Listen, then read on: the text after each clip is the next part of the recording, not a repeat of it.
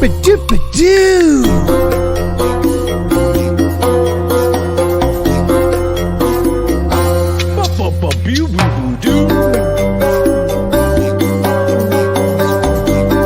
It could not be louder. I don't. What did you say? It could not be louder. I literally think the little figurines on screen are deaf. Don't worry, 30 more minutes of bleeding ears, people. God. It was a value. It was a value when it was free, right? Echo.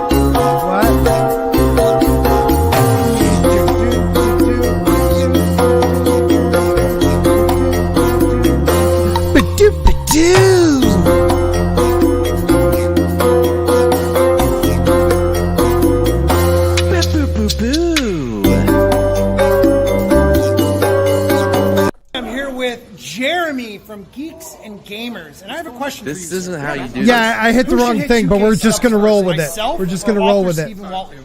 Who the hell's Stephen Walton? You know, the author. This is proof Jeremy likes me, By default, you just even though there's a bugger and he won't tell me. And you're a great YouTuber. You're an amazing YouTuber. You've inspired me. I heard that, right? You've inspired You should me. blackball To everyone do that did better. not tell you So about bad, the You know what? Echo culture. You're right. See, Thank you, Mad. Thank You're you. welcome. Yeah, you should blackball all of them. Have nothing to do with those people. Just turn them all down. Clearly, they don't have your best interests at heart. Just those sons of a bitches. Like, I'm starting to think that culture is trolling me with this whole Echo thing because, like, he has to know that it's happening. Yeah, I think he does it just to try to knock me down, and I won't allow it anymore. I won't allow it anymore. But you know what? I will allow it to be Saturday night. I will allow it to be the dump. And guess who is here tonight? We got 32 flavors of Nick Weiser in the house. It's been a little while, my friend. What's up? I am so sorry I didn't come on here sooner. I had mic issues, and now it's solved. But We I'm just glad started. to be back on the dump. We just we started. Well, started. still, I was trying to get on. I got the link earlier. I wasn't trying to ignore it. No. And right when I got the link, I started having issues. I'm like, are you fucking kidding me? Like, right then and there. Like, how convenient was that? But It's always anyways, perfect. it's all solved. I'm I'm glad you're very here. happy to be back on the dump with all these fine dudes on the panel. Like, Yes. I couldn't have had a better opportunity to take dumps with. So very, very thankful. So Always appreciate you guys coming to a dump. I just have to ask Tina real quick. Is everything okay? Today, my son was in a 120 squad car procession, welcoming home an local PD officer shot 7 times during a domestic last month. Good Christ. That's I read it wrong. That's my state. I thought it got shot like he was involved in it. But it was a beautiful day in Chicagoland. I love Chicago. What a beautiful, beautiful city that has just gone to shit. Like I would know. I just got out of there a few years ago, and I got there right before shit was getting wild, wild west. Like, it was always wild, wild west, but now it's like it's really emphasized on it. Like, they're actually cleaning up the area a little bit, but now in the last, like, I'd say 3, maybe 4 years, it has just it's lost absolute control. And then when you add in Lightfoot to the picture, who has Terrible. no sense of leadership. And I'm not saying that because of her political position. No, I'm she saying sucks. that because she really does. Even if she was her own party, she sucks. Like, Yeah. she has no sense of leadership at all. And she's allowing all of it to happen. But I also blame a lot of the Chicago residents, and I know that's definitely not the fault of them, but the problem is a lot of these people have been around with it. They've been around it for so long, they become desensitized to it. So for them, it's just another day. Like, when I had gotten out of there and I went 60 miles up north, it actually was. It felt like I went to like a different like reality because it's how radically different and obviously more safer.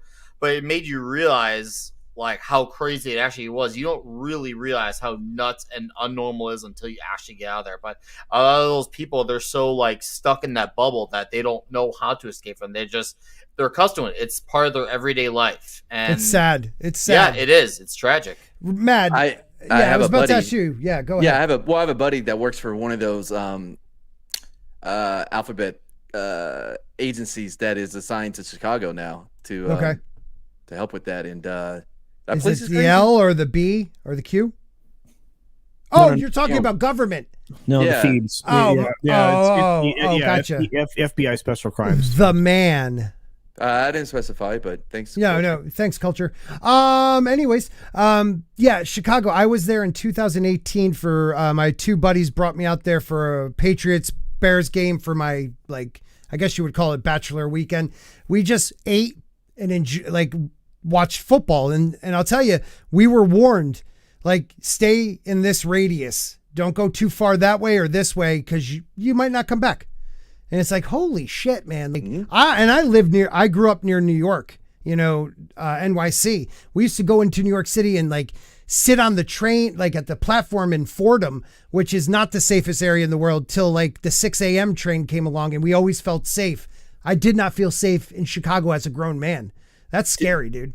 Did you see that lady in New York? Like she has a chain and a lock, and she locks herself to the pole until the train gets there, because like it's so common for people to be like shoved into the subway tracks. So she has a video, like tutorial video on TikTok where like, no, this is what I do. And she like chains herself to this pole until the subway gets there. How crazy is that, man? Like, we live in bizarro world where law and order has just gone out the window, and you could, look at California, steal up to $1,000 and you won't get in trouble. So let's 90 of us just go in there, take the whole goddamn store and walk out, because no one could do anything to all 90 of us.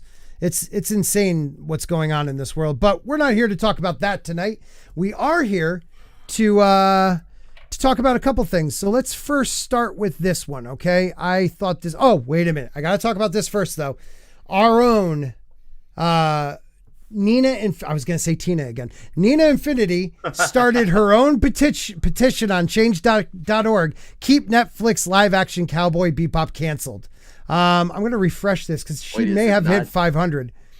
Hold on. She's at 562. So she already passed her 500 goal. So they canceled Cowboy Bebop, and she wants it to stay canceled because people are fighting to get it back on the air.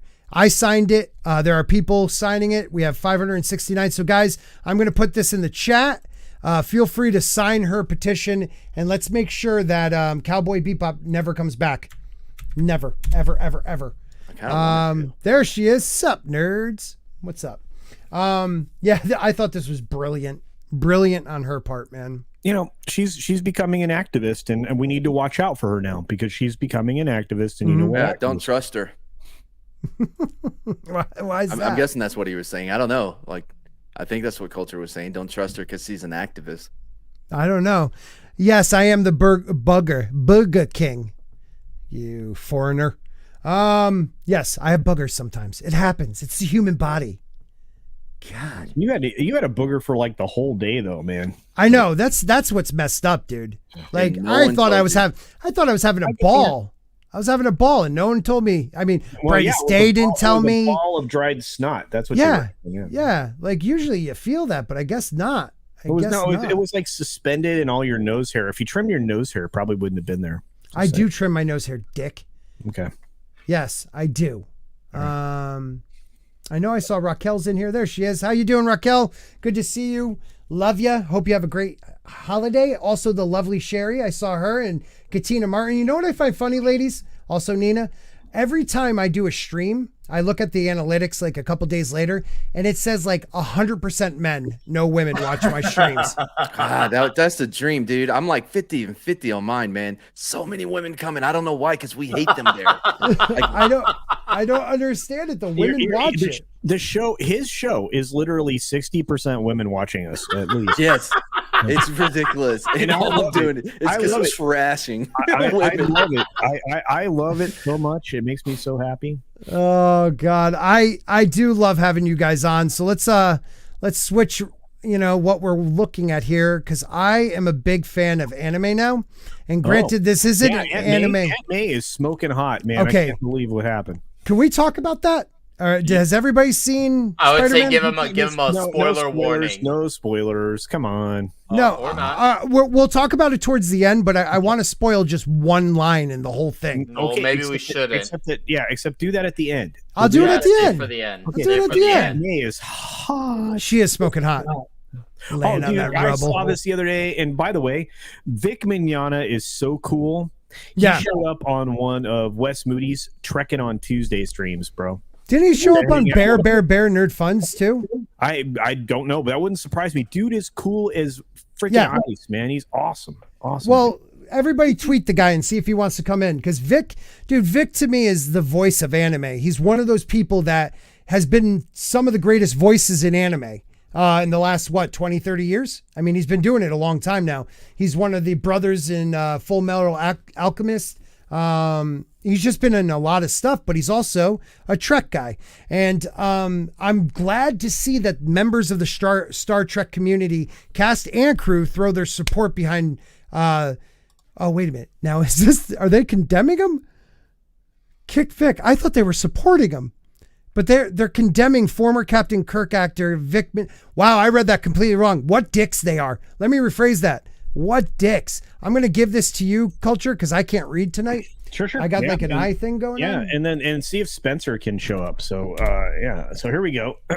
No, I put it in the private chat. You can just reshare it so it's easier for you to read. I can. How many of you guys out there in the chat know who Vic is?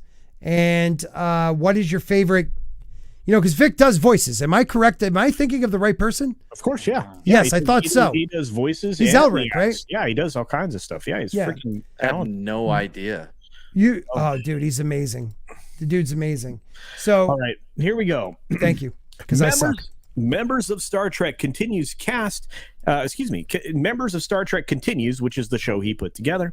Cast and crew throw support behind Kick Vic, so the people he worked with on the show.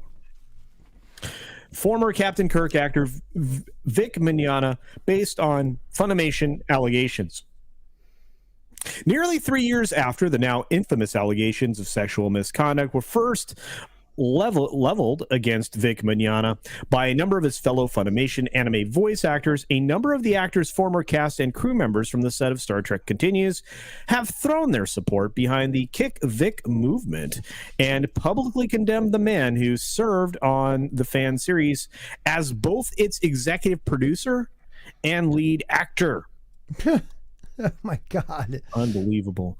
Mignogna was publicly rebuked by his former Star Trek Continues production members on December 15th when series director James Curdwin, noting that recent events have compelled us to clarify our position regarding certain accusations against and the continued fan base unrest surrounding the series executive producer and lead actor, published a group letter of condemnation against the actor to his personal Twitter.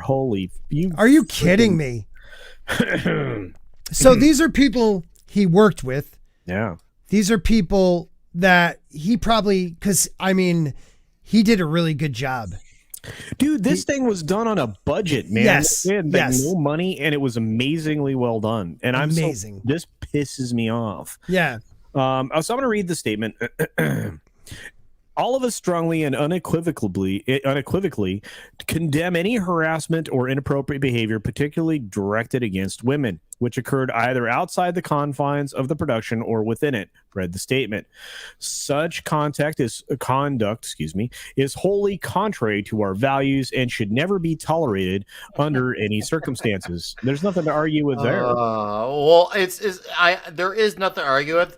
It's just that you read this shit, and I feel like these words are very identical from all these constant press releases we see about this. Oh yeah, it's just how the scriptedness of this is ridiculous. It's written by a commie for sure. PR. Oh yeah, and just remember, guys, just like Andrew Cuomo, the harder they signal, yes, well, the greater the demons in the closet. And I bet I will put great money on all these assholes for having them. CNN is got a house full of them right now. Oh, you don't say. That's impossible. Yeah, they do it to both men and women.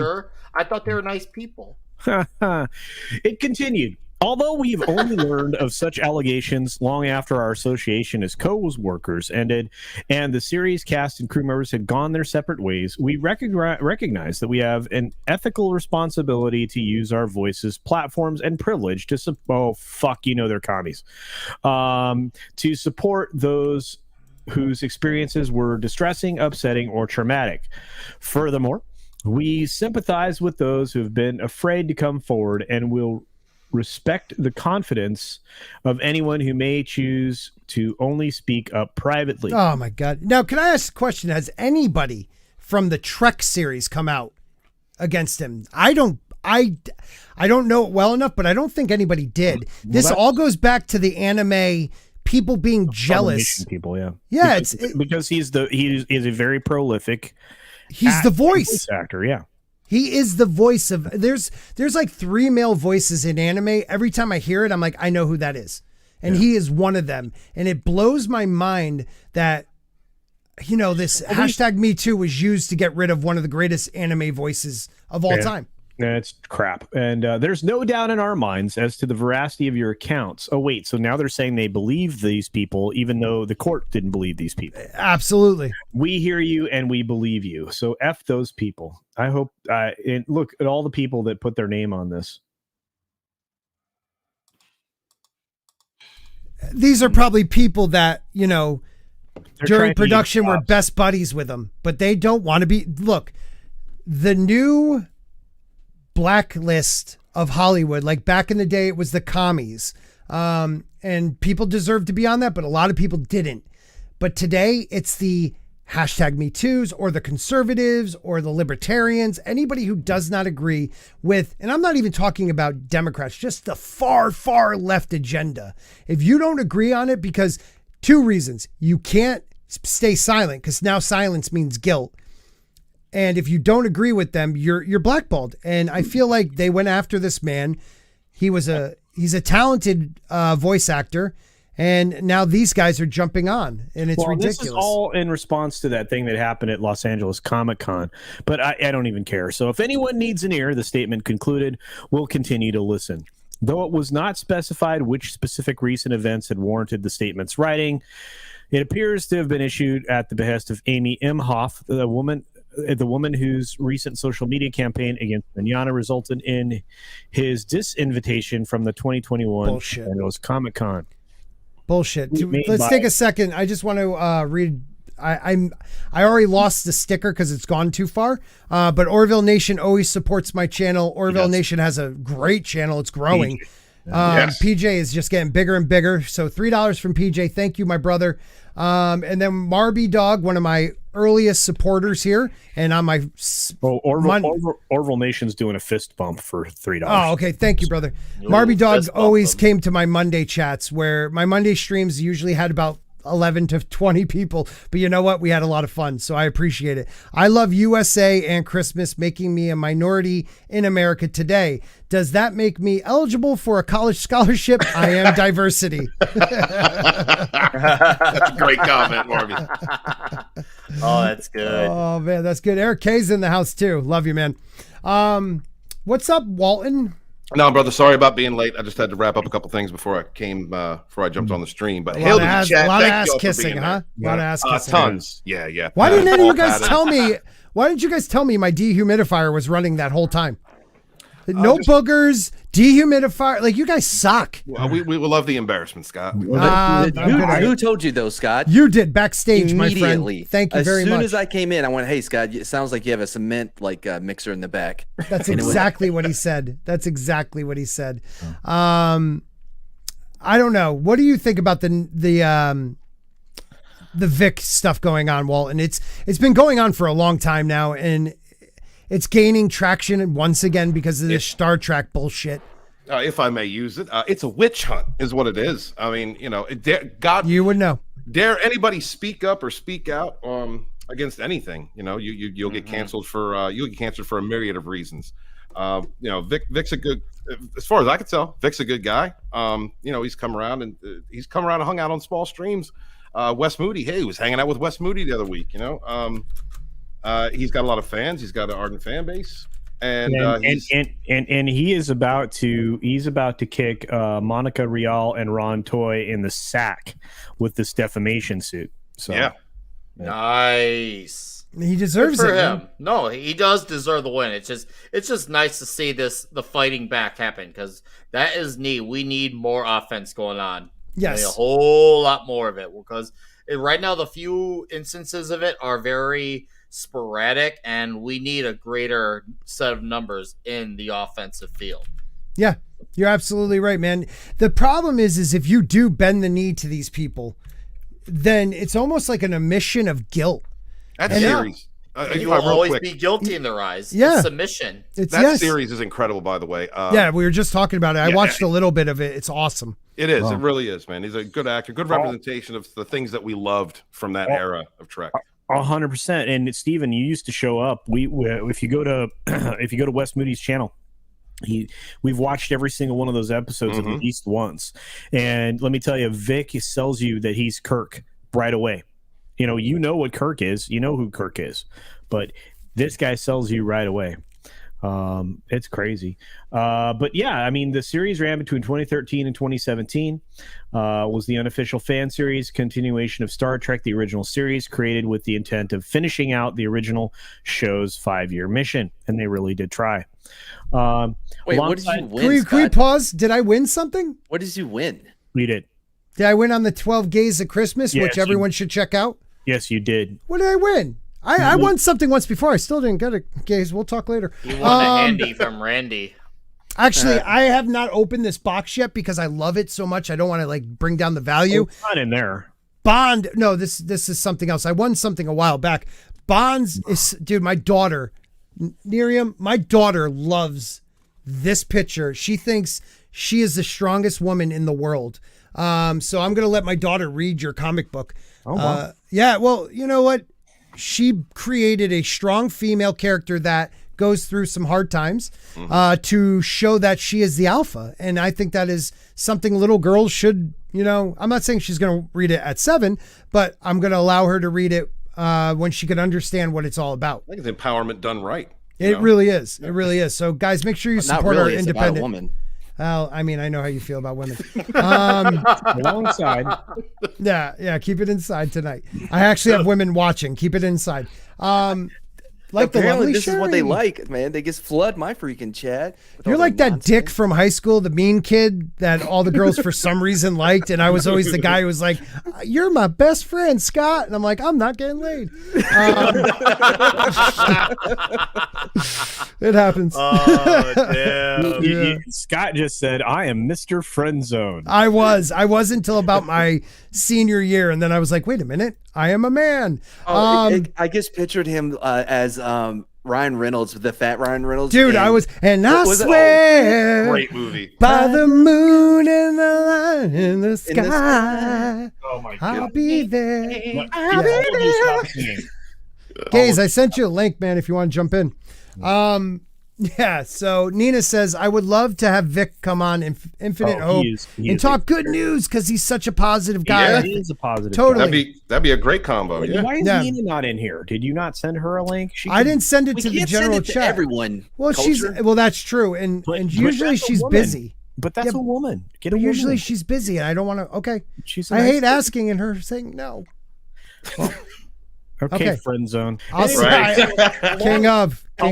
Alongside Mignogna, the series featured a number of notable recurring guest actors, including Mythbusters, who is no longer with us, Grant Imahara, long may he live and rest in peace, as Hikaru Sulu. Star Trek The Next Generation's Michael Dorn as the voice of the ISS Enterprise computer, and Mignogna's fellow anime voice actors, Todd Haberkorn and Chuck Huber as Spock and Dr. McCoy, respectively. So pretty cool. Here we go. Raquel's 100% right. He is the nicest person in the world. You know who always backs him is that Star Wars girl, like a huge supporter of Vic. Yeah.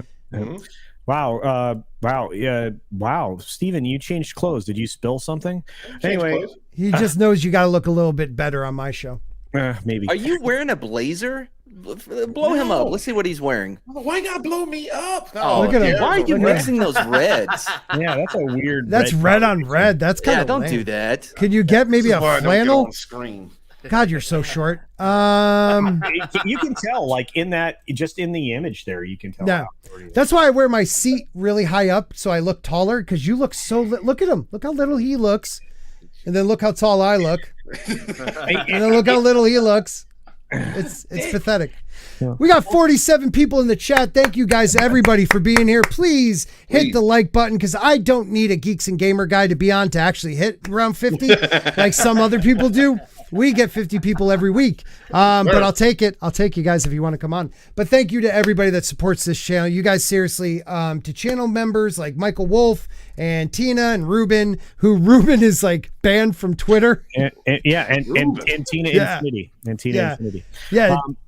And What happened to Nina? She got banned on Twitter? No. Speaking too much truth? Oh. Ruben did. Ruben tells too much truth, brother. Ruben was spilling way much truth. But speaking of Can't which, do that. Ruben, you can follow me on Minds. You can probably find Scott there if he rememers his password. It's somewhere. Yeah, and I'm on TikTok. I'm kind of a big deal over there. You're not a big deal on that. I got 6,600 followers. Why don't they follow you over here? Yeah, why don't Because they hate, because the people who follow me over there are think that this is the devil to be on YouTube. So whatever. Well, that says a lot. But anyway, his lawsuit against Funimation, Monica Rial, Ron Toy, and Jamie Marchi for defamation is ongoing and is currently in the appeal process. A motion to dismiss was denied in Court of Appeals, Second Appellate District of Texas at Fort Worth, which means he's got a chance. The original lawsuit saw Judge John M. Chupp dismiss all of the claims against Funimation, Monica Rial, Ron Toy, and Jamie Marchi, who basically destroyed this guy's life.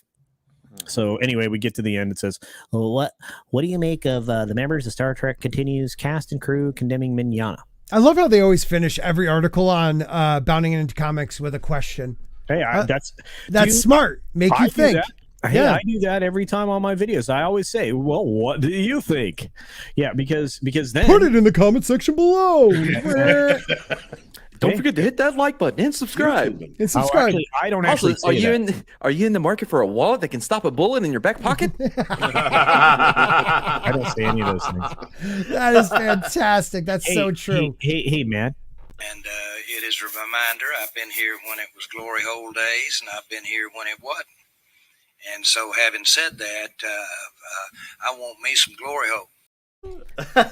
And those glory hole days are coming, sir. They are. They're gonna come. They're gonna come. Gotta put Matt on the bottom where he belongs. They will make it into the playoffs and fail like they always do. It's, you know what? If they win if they win a Super Bowl in the next 50 years, that would be amazing. Right. No. Hey, so Eric K, one of the greatest moderators in the world, for $5. Vic is a great guy. His Star Trek is incredible. He was watching West Moody and jumped on the stream to thank everyone for watching. Like, unfreaking believable, dude. Yeah. He's the coolest dude. I mean, if you ever get a chance to meet him at a convention that's not freaking mentally deficient, he is an incredible dude, man, and just nice and I mean, it's surprising how nice he is. This is what kills me, dude. This is what kills me. He is one of the Full Metal Alchemist. Yes, Katina. Yeah. He's awesome. And it's a great story about brothers, but. What I find is amazing is he's one of the actors that says he's there for the fans and actually is there for the fans. Like, boom, that blows my mind. Well, it's something that we don't get nowadays. Right. You know? It's Well, just we like- get it.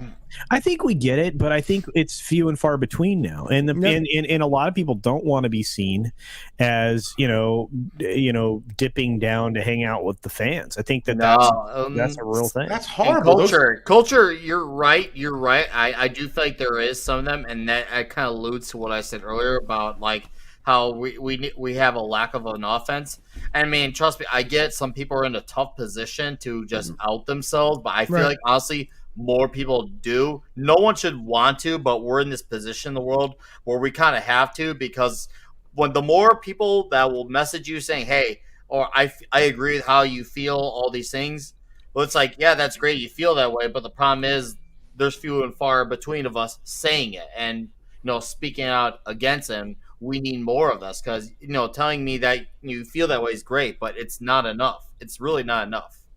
You are not alone. I don't think it's just that. I think Jeremy was saying on the last stream, like it comes down to us. Name dropper. Speaking up. Oh my God. You could have said someone. Up and speaking out, like we're the front line, and that's very important. All of us are. Would it have been hard for you to say, yeah, no, one of my guests on my last stream or someone that I was streaming with last time? You're like, oh, this Jeremy guy. I don't know if you ever heard of him. Ever heard of him? Yeah.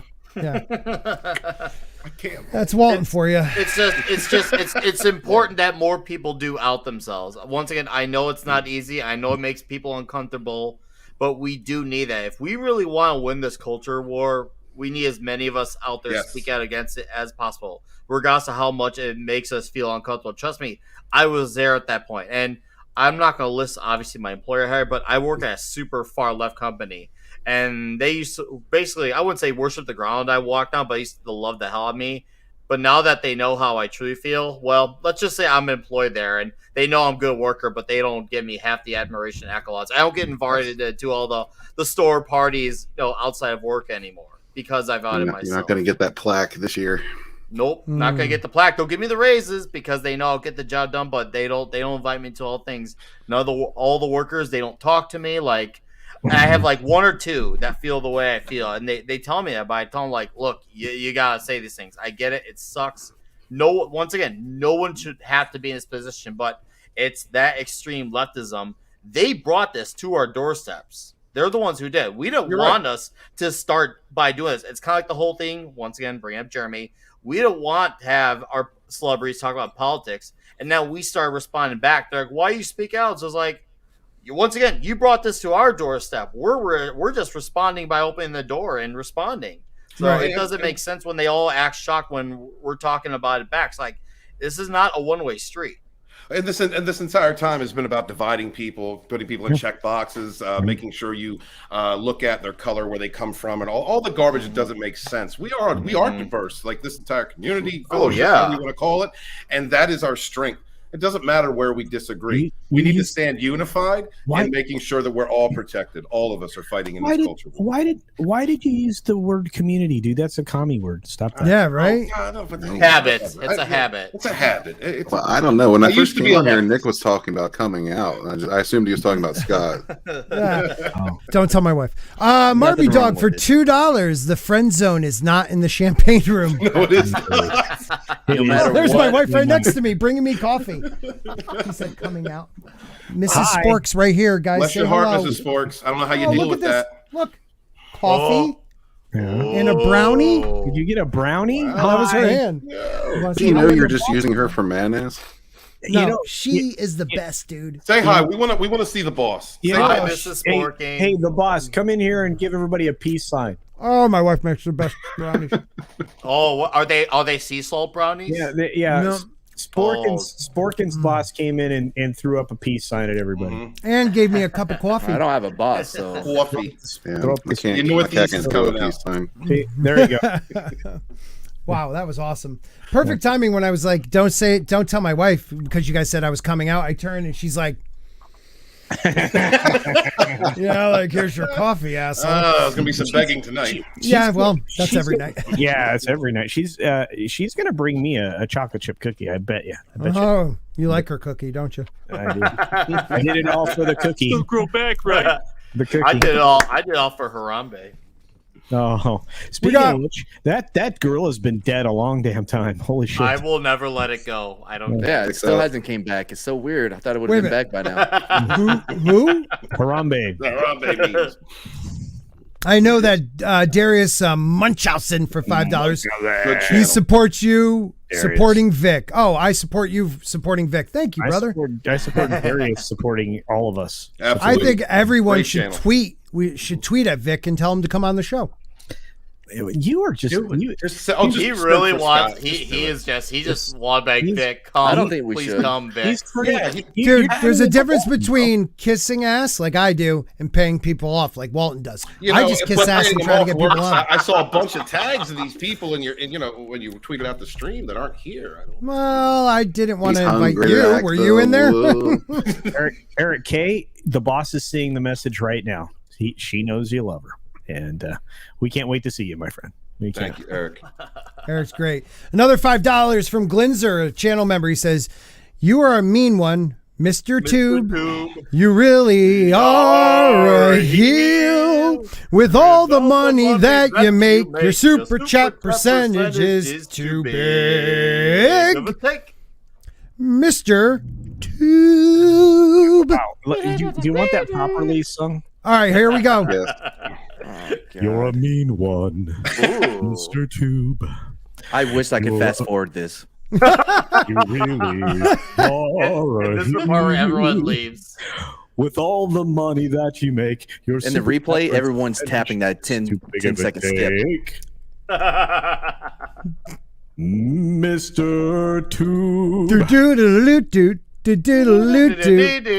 You know, Culture was like, ever since high school, he's like, there's going to be a moment where my singing's going to make me something special. And he was like, this is it. I finally got new lyrics. I need you to sing. You know what I need you to sing? Okay, What? Script Doctor has sent me the lyrics to the opening. He wants me to do an opening. Sounds good. I'm going to send them to you. I think it goes to the tune of Scotty Doesn't Know. Okay. I've we'll have to verify that again. My wife. Okay. Aren't you getting Sir Talks a lot? No, but he could speak, but this guy sings. Hmm. It's a song. I love Sir Oh, I thought Talks a you lot, were though. singing. Oh, okay. No, Anybody not but you, I'm good. Yeah. No. Even though I did sing at Carnegie Hall. No big whoop. I almost passed out on stage because I was drunk. How I should have old known were then I was an addict. I was 18. No, I was 17. And what were the circumstances surrounding said performance? We were singing Brahms' Requiem. It was a choir production at Carnegie Hall, packed house. No big whoop. Whatever. Okay. Well, I'm sorry. Also took second place at Disney. Whatever. No second big place whoop. for what? Like Also it's sang in like- Chicago. No big whoop. You know the church where Kevin was in Home Alone? No big whoop. Is this before you got rid of the balls? No, if I got rid of the balls then, I would have been able to sing higher. But now yeah. castrades are very important. And Yeah. Yes. Yeah. So I don't know which way to look, but that was scary. Stephen Walton is 5'5". 5 foot Nikki, 6 and 3/4. Nikki D for $5 says, "Do you guys think NWH's box No Way office?" Home. I got that. Thank you. Box office success will carry over to Doctor Strange 2 and Thor 4, or will they match the success comparable to Phase 3's numbers? No. I will say mine real quick. Yes and no. Doctor Strange 2 will get the bump. Thor: Love and Thunder will not. What do you guys think? All right, I'll lead off. Doctor Strange will have a bump, one obviously from Spider-Man, but he also gained a lot of appreciation after Infinity War. I knew a lot of people who spoke of him as one of the highlights besides Thanos, so there will be that there. But here's the thing, after watching that trailer, I mean, I do worry that I have some mixed feelings about the movie. I think it'll have a strong opening weekend. I think it'll actually have a really good opening weekend. But I think the weekend drop is going to hurt. And I have a really good feeling that No Way Home is going to have some serious legs, not just a good first week.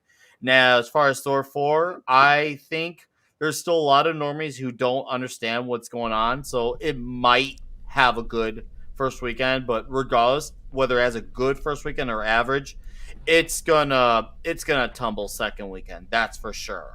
What you That's think? not for You sure. think?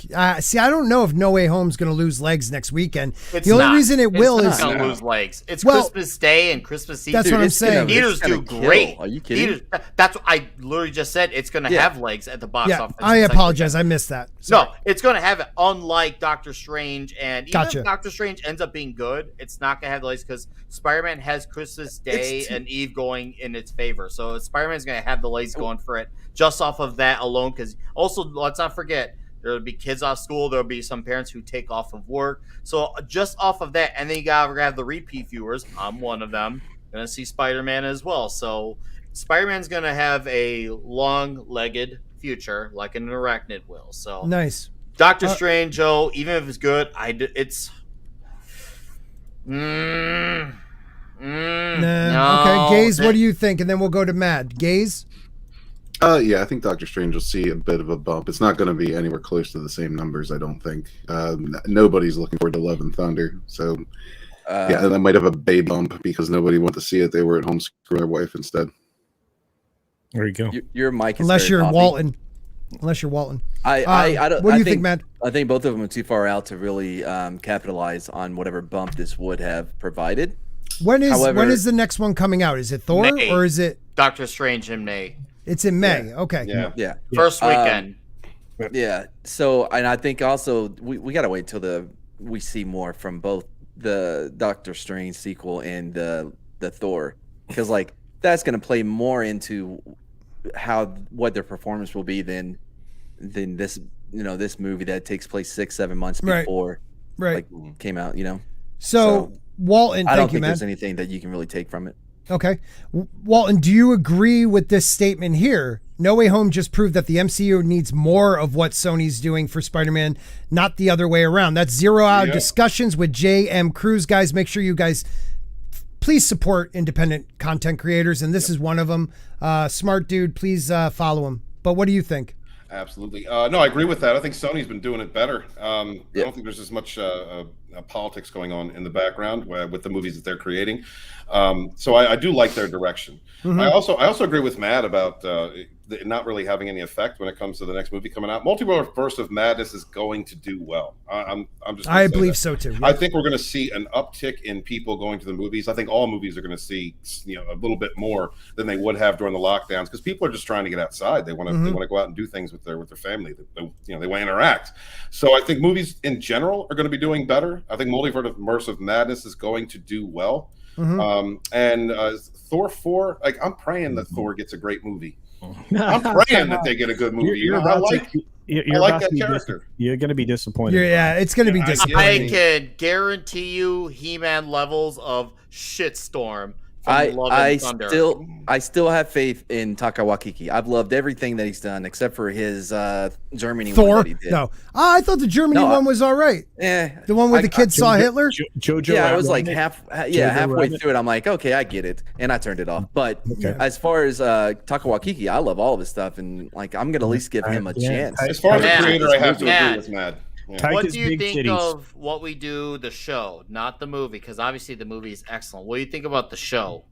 What we do in the shadows, the show? What do you think? It's not the same as the movie. No, it's not. But I still enjoyed the it. first and second season. This last season was a little rough. But he's not, the as creator. Involved, yeah. Yeah. He's not writing it and directing all of that stuff. Yeah. So I give it a little leeway. Before we move on, I do want to hear what Culture has to say. Culture, what do you think? Because you're our movie guy. Yeah. Look, I'm going to say it straight, and this just to answer all the points on this question or set of questions. Yeah, do it. Doctor Strange is going to get a little bit of a bump from this film, but not anything that's going to make it look like the old, Phase 3 numbers. You're not going to see that, consistently out of the Marvel films going forward. If anything, it's going to be a Shang-Chi performance. Because by the time, like after the first 2 days, people aren't going to pre-buy tickets for Doctor Strange 2. I mean, there'll be some, but it's not going to be the record level of tickets. And everybody already knows what Doctor Strange 2 is now, considering they had it. They're just finished up 70% of the film reshoots. Right, and is 6 weeks worth? Do you think it's a what if pull-in? I think you're going to have a what if pull, and I think you're going to have more than that. I think you're going to have several characters in this that are going to try to get people interested. They're going to be very disappointed. Kevin Feige realizes just how badly they've effed up. He's leaning even deeper into what Spider-Man just did. There have been multiple articles published around his commentary around what happened with Spider-Man No Way Home.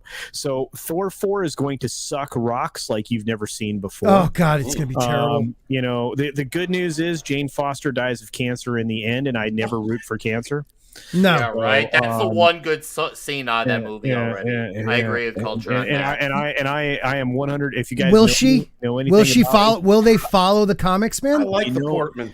If you know anything about me, I never. Oh, we know you support that. You support not cancer. You support cancer research. Yeah. Well, that and I mean, I'm a fighter. for people who have cancer. I'm fighting against cancer, but this is a terrible story to be told the way it's going to be told, and it again, they're only doing it to further emasculate Thor, and they've already beat him up in every way possible, so let's do it one more way. This is essentially another nut kick. You think it's going to be the emasculation of this character? Again, yeah, one more time. Yeah. Okay, go ahead. I'm sorry. Here's the other problem. Well, I was trying to highlight this. Oh, go ahead. I'm a Liger fan. Mirka Chaiva is going to actually really ruin many future films. This is the problem, guys. They are so hell-bent on destroying the characters that the actual fans love to get to their shitty reboot characters that failed in the comic shops, to tell the shitty stories that failed narratively in the comic shops. Again, they are going to fail, and it's fine. I mean, it'll be just fine. But it is what it is. And then finally, I think what was the last aspect? I don't think you'll see a return to Phase 3 numbers unless they actually go back to good writing, good characters, and again, not these shoddy replacement derivatives, because nobody's interested. We need the Fantastic Four. We need X-Men. And X-Men. Nick, you look like you have. Oh, I'm sorry, Culture. I thought you were done. I know Nick wanted to add something. I want to add said. something. So obviously, besides Jane Foster's Thor, guys, if you want to get an idea of where this is going to go, I'll give you a good reference. Whether you want to look for it legally or the other way is up to you. But Thor: God of Thunder was written by Jason Aaron. It was number 1 through 25 from 2012 through 14. And then the Jane Foster arc happened from 2014 through 2017. But 12 through 14 is an idea because you have the villain who's in the movie, Gore the God Butcher, who's from the very first arc of God of Thunder. That was what the book was called. So it started off really good, actually. It started off actually really good. But then they really took a giant, not just a 180, but a 360 towards the end of that Thor God Thunder run. And then they did the relaunch, did the retitling, introduced Jane Foster as Thor. That would be, if you want to get an idea of what they're going to do, just look no further at that book. And then you can say, okay, I read this illegally online for free, and I don't see that movie in theaters. Just if you want an idea, that's your reference point to go to. And they skipped, I don't know how many decades of Thor, how many decades of Thor comics did they skip to get to this crap? They could have done this down the line, and she said she would never do another MCU movie. She didn't want to be involved anymore until that was thrown out and the lead role was thrown out. Oh, absolutely, Scott. And you're right. How many decades of stories are comic fans that have really been looking forward to seeing them on screen they're not going to get? I mean, we've seen the MCU has been a variation of several different story arcs, but it's been what it is, and for the most part I've enjoyed a lot of it. Right. But yeah, it's just trying to skip forward to the woke era of comics, the books that don't sell. If you don't like my politics, don't buy my book. Well, we worked. Right. That's what they do in Captain Marvel. They skipped Marvel and they went straight to Carol. They even skipped, even if you want to get even more technical with it, obviously we all know Carol Danvers at one point was Miss Marvel, and then when Captain Marvel, there's that. Yeah, they're skipping 30 to 40 years of all this great legacy. If you really want to do replacements together, they're just saying, "Hey guys, here." It's kind of like if you're in line at a concert and you're waiting to get in. And it's a big 20,000 arena, and they see those little people all the way back. Hey guys, we're gonna have you skip the line. You didn't do anything to earn it, but we're just gonna have you. We're just gonna have you get cut through all these people who wait here, all these diehard fans who've been waiting to get into the show. We'll just get you. You're the normies, but who cares? No, you're right. So you're right. I have an idea about what's happening. I'm just working it out in my head, but it's as if though. So the comics are not being made or written to sell anymore. They're being written to justify putting them in the MCU, right? Yes. So so that way, whenever someone's like, dude, this doesn't feel like the comics at all. Well, yeah, bro, it's in the comics. It's canon. Check it out. Right. And they can show you this comic book that's been made in the past 2 years as justification for why they went down this route with this character or what have you. Right. And I think that's it. Because I think for the majority of mainstream comics in general, it's just to get movie rights. That's it. They're correct. Just trying to write a comic book to get it to sell. to a movie studio. Well, I want to ask Gaze because he is one of our people that's in that area, into comics, into writing. Gaze, what do you think that was the plan from the beginning? Was that the plan, like back in 08, 04? Like, we are going to put this identity politics into our comic books, and then when we start making movies, if it all works out, that's where we're going to force it to. What's up, George? How are you doing, my friend? Good. Yes, Mr. Gaze. Emmett, can you hear me okay? Yeah, we can hear you okay. All right. I don't think that was the plan. I think the initial plan was kind of here's what we have the licensing for. Let's see what we can do with this. And I don't know. I mean, it might have been the plan. It's tough to tell because when they first started the MCU, it really felt like they were, trying to do right by the comics. Right. I mean, obviously some things had to be changed here and there just for story purposes and to flow the universe, but it really is difficult to tell. I mean, if this was man, that's insidious. Right, I know that. Right, that was a devilish plan, dude. Like that's like Bond type shit. Yeah, not like the gay Bond we got now. Well, it's like Steven said, they're all don't buy my book. Well, don't buy my movies too, because that's where we're heading. Is that what you want? Yep. Right. Well, I wouldn't think so. We got George here now, and George, question to you, sir. Yes, sir. First, I'm going to read this. Marby Dog for $5 says, Multiverse of Madness will be Inception meets Ghostbusters 2016. Oh, shit. That's terrible. But the original question, I don't know if I can go back that far. I could. Do you guys think No Way Home's box office success will carry over to either Doctor Strange or Thor Love and Thunder? Do you think either two of those movies will get a bump because of how well Sony did with No Way Home? I think Doctor Strange definitely will. I agree. I don't think Thor will because they're going to see Doctor Strange, and if it's the way it's been shown to be in the trailer, especially at the end of, are we still doing not spoilers? Or are you doing spoilers? We're trying to not do spoilers, but that's a trailer coming out very soon. Okay. So well, there's a trailer. I'm fine with the Doctor Strange trailer spoiler because all that is a trailer that they showed at the end of the movie. Right. So it's just a trailer at the end of the movie, but to me it was pathetic. And one of the characters that highlighted, which I didn't know till I went to see it really late yesterday again, because I missed it, and I hate reporting on something that I didn't see myself. Anyway, I don't think it's going well, but I hear that there are reshoots. I think it was Script Doctor had also said that it's doing reshoots, and someone else. I think they've been doing Culture said it too, 5 days a week. So we don't know what it's going to look like. If it looks like the original trailer, I think it'll get a big bump for the first weekend because everybody's carrying all that excitement in from No Way Home.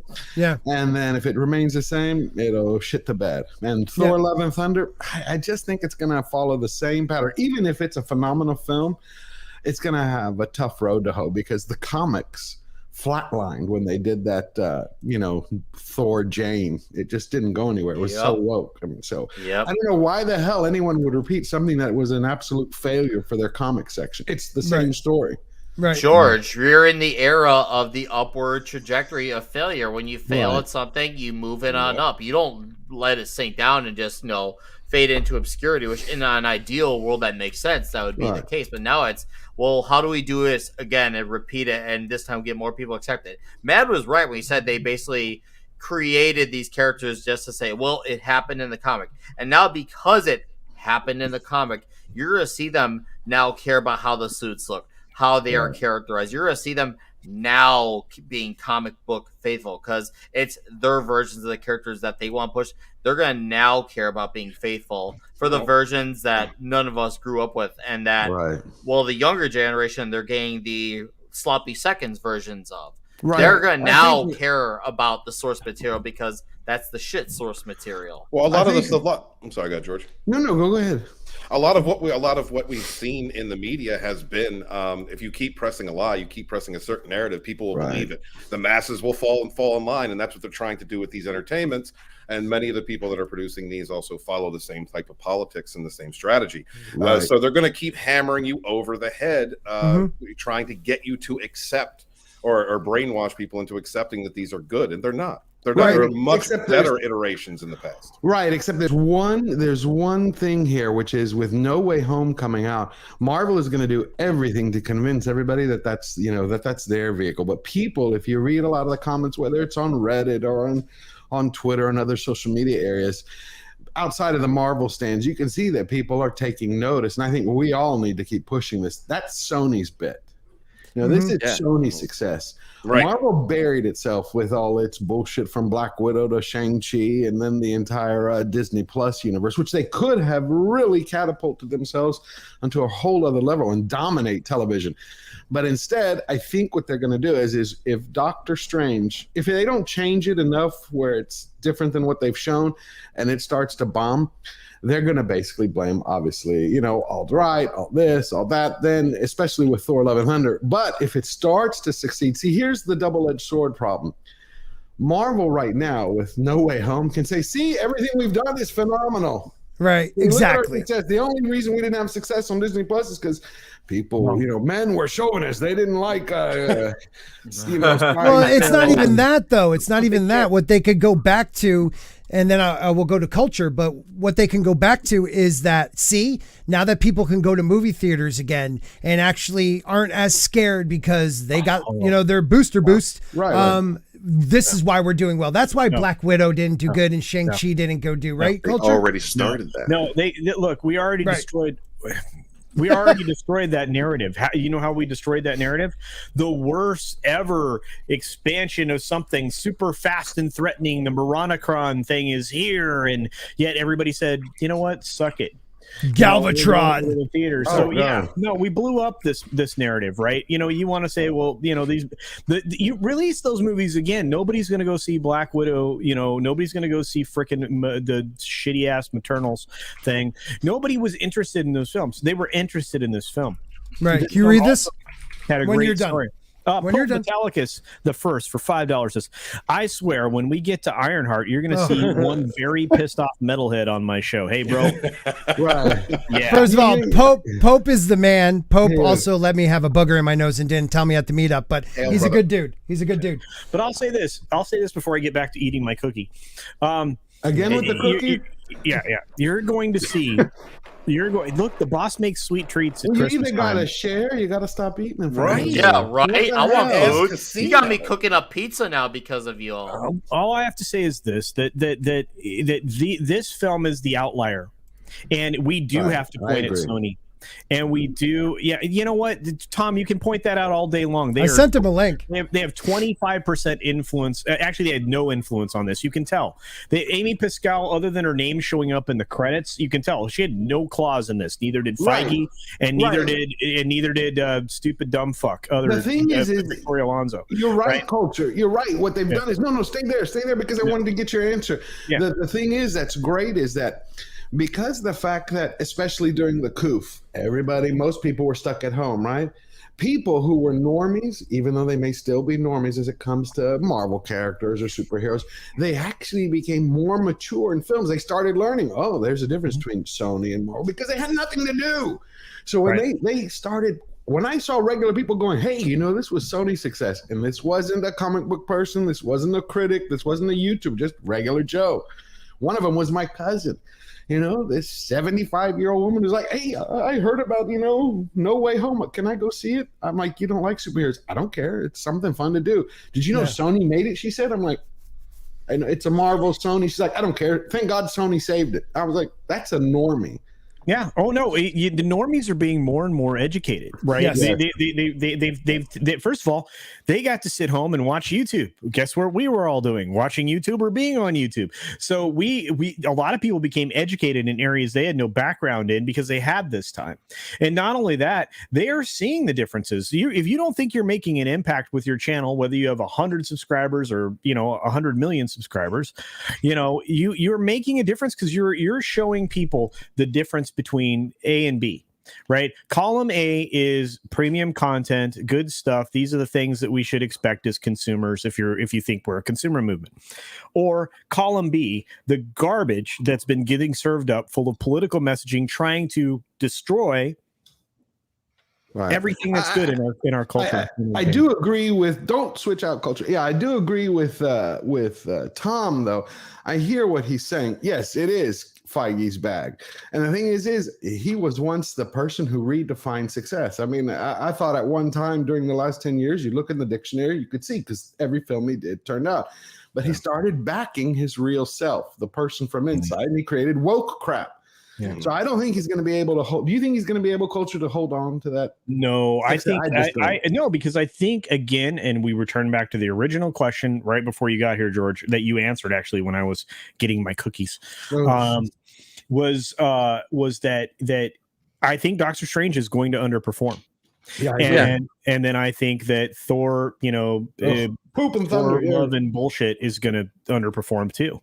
And I think that's going to show you that people have caught on to this game. They're not interested in stories that essentially tear down their characters, and that's all we've been getting from Feige. This phase 4, Eternals. Snore. What? There was an Eternals movie, right? Yeah. Eternals was a root canal. Did you see normies going to it? No, normies went to it. I would love root canal. I would love this to hear Tom's take on this because there's such a vast difference between what we saw in No Way Home and then what we get in any of the other Marvel movies. That Kevin Feige's behind all of it. I agree. Then how do you account for the vast difference in quality? I mean, I didn't have cousins and friends going, "Hey, I want to go see Eternals." They're like, "Man, I heard that shit and I saw the trailers and what the hell is this about?" Here's the thing I'm going to add on with Sony. I mean, Sony is at least trying to make good movies. Whether they're succeeding in every aspect is obviously whether it's succeeding obviously is another conversation for another day. But between, if I recall right, Bad Boys for Life, you got Ghostbusters Afterlife, you got the Venom movies, Spider-Man, No Way Home, and you got Morbius coming out. It seems like they're trying to at least make good movies. Once again, whether they're succeeding or not is another story, but they're at least trying to make movies. And let's be fair here too. I don't know how much they can fall back on because with their movie studio, it's a separate division from their Sony PlayStation video game franchise. They don't have a big company behind them to save them if shit goes wrong. Succeed. There's no one backing them. They have to succeed. Yeah, so they're in a position where they need to get it right. And I'm sure. Go ahead, Culture. No, I was just going to say, if Tom Rothman, first of all, if Tom were in here right now to talk about this, he would say Rothman. I wish he was. Rothman is the dude that that really would make the decisions around what happened with the Spider-Man film. I guarantee you, as much as he hates superhero films, he would not release a garbage film. He wants money, and that's fine. That's fine. You don't have to like everything you touch. That's you just fine. have to want to make money. You still also want to release something for the masses to enjoy. Right. That's fine. He doesn't have to like it. How he feels about it is not relevant. That's fine. I get that aspect. If I was in that position, I wouldn't probably like every single movie that was under my studio, but do I want to know if it's accessible for audiences to accept, whether it's an original or an adaptation? Of course, that should be common thinking, but obviously that's a subject, once again, if that even still exists nowadays. But Sony wants to at least try to make money, at least on a movie level. They're trying to at least make money. And obviously Venom made gangbusters and Spider-Man's going to make gangbusters. And just because they're at least trying, I'm going to give them the benefit of the doubt now and go see Morbius. I'm going to go see Morbius right away just to say, you know what, Sony, I see what you're doing. Here's my money for at least trying to at least make something. I feel better about that movie. I feel better about that movie. I really do. Yeah. I actually do too, and trust me, I was the guy, and I've been a fan of Morbius since I was in 3rd grade. Wow. So I was just like, "Why are you doing this?" I'm a fan of the character, but it just seemed like an unnecessary, needless move. But now I'm looking, I'm like, you know what? Even though the continuity of it is still very bipolar, I'm still gonna see what's up with it. I want to see what's up, and maybe they can prove me wrong. And I would love to come out there saying, you know what, Morbius kicked ass, or Morbius is pretty damn solid. It'd be cool to have one of those opinions, especially now that I've come off of Ghostbusters Afterlife and Spider-Man No Way Home. It's nice to come out of the theaters being happy and getting on here and discussing this with you guys. I love it so much more. Nick, I forgot what that feels like, right? Well, Nick, Right? Steve, everybody, what do y'all think about this? Think about it now. Marvel has been actually put into a spot where you had Eternals, right? And now you have No Way Home, a film coming right after it. And then you're going to have Doctor Strange.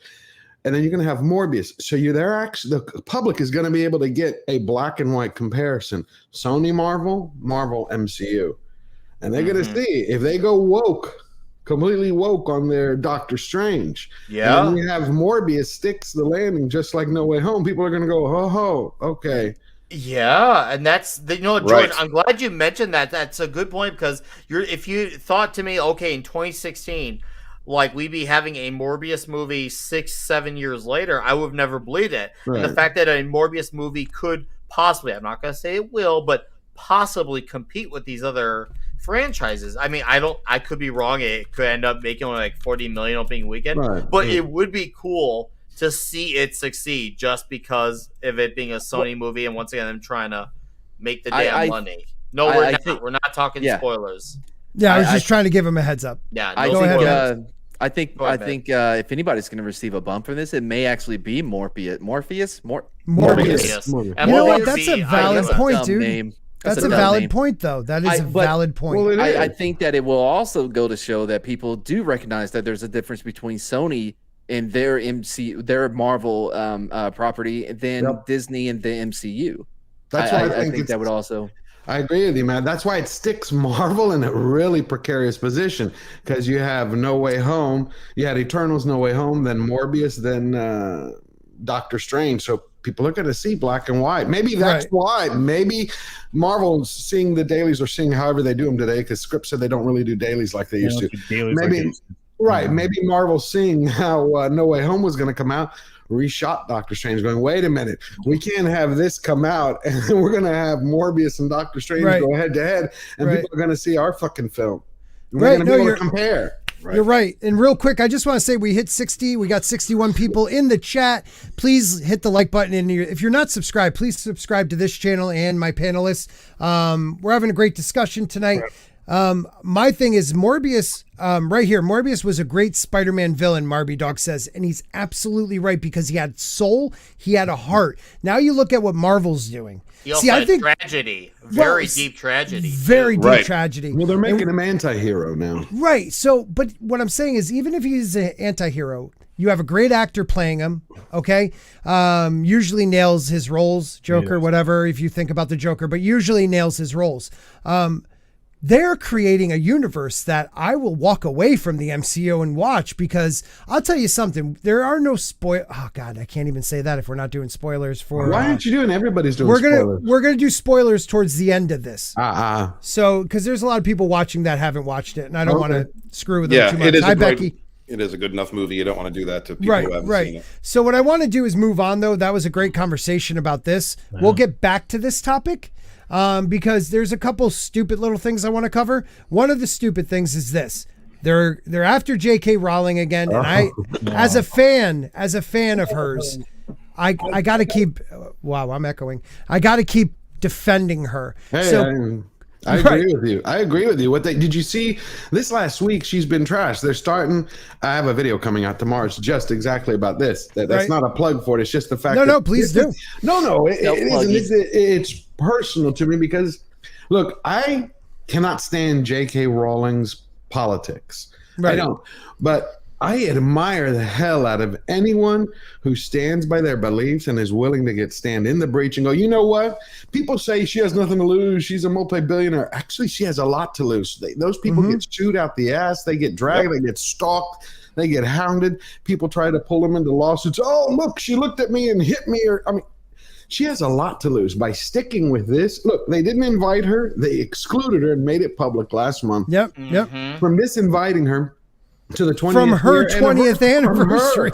And then they had the fucking shit stains, which this drives me crazy, of Radcliffe, Watson, and that shit ass kid, the redhead, who none of them would have had a career, let alone be without her. They'd be sweeping fucking floors, right, George, with their gender degrees, sitting here going, like, oh man, I wish it could have been something. Rolling, because of her, they created something together. They made something, and they don't even have the decency agency to go, hey, you know what? We disagree with it, but we're not going to make any comment. We'll pick her up. We'll call her on the phone in private. That's for us. No, they just... Well, they did, right, George? They didn't even say her name. I heard they haven't even brought up her name on the special. She was taken off the credit list on the special of the freaking series the woman created. Because why? She believes a woman is a woman and a man is a man. She does not... She believes science. But not even that, dude. She doesn't take away the right of someone to be transgender. No, she says it all the time. She just doesn't believe. Right. She just doesn't believe. She is more consistent. I gotta give her credit there. It's so funny how her creations and these people have once again, they would have careers if it wasn't for her book, and yet they claim to be against her. Yet, why don't they step down from the royalties? Why don't they step down from all the privilege? I'm going to use that word privilege. The privilege they have because of her. She is, and honestly, she is, even though she has fuck you money, that's undebatable. Right. She is in a very brave position because she has not backpedaled. She has been consistent and she's with pushing it. Forward. And she's not even. Yeah, she's not letting it consume her life as well, and that is very important. And we need more of this in the world. And from people who lean on her position. Right. That's what makes it better because of her politics. That's what makes her position that much better because she does lean left, and that's what we need, dude. I have had. At my work, I've had people who lean left, some who are very, like, I guess you could say, like, anti-Trump. They have told me, like, behind the scenes that they're afraid to, like, speak out against, like, masks or mandates or lockdowns because they're in fear that they will be called, like, an alt-right or Trump supporter. Once again, you gotta speak out, and that's why their position is more valuable because they come from that political line. And it shows you that people who lean left and right have similarities. Obviously, it sucks when you see people who lean left who say, "Look, I feel that way too." It hurts to see. And anything other than the radical left is a radical. Doesn't matter how left you are. If you're not a radical left, and then that's and you get labeled and you get ostracized, and that is just the way it is. It's disgusting. It's a disgusting tactic used to divide. Right, but it's what Rowling is learning right now. If she hadn't learned it before, she's learning right now that even though she is an avowed hardcore leftist, because she supports the transgender cause, all she says is, "I'll support you. You do your thing. Do not send women back to being second-class citizens." And she's learning right now that anything born of the extreme, you have to adopt unconditionally the treason of reason and repeat the dogma word for word. Because when you don't, they fucking cancel your ass. Yes, they do. And that's a good thing that she's learning that. And you know who else was almost canceled last week on Twitter? Tom from Midnight's Edge. I'm canceled almost constantly. What's up, brother? What is I'm up? like in a flux of constantly being canceled. So yes, dude. Last week was one of those weeks, that was and legend. Well, it was a legendary tweet like war you had with people, and it kind of goes into this. Like I said it today on Walton stream. I guess we have to say Walton stream with Jeremy Grimes. He is not Spider-Man. He's Miles Morales. Spider-Man is Peter Parker. He is that in every universe. This kid came after Peter Parker, who was in his universe, and took his moniker.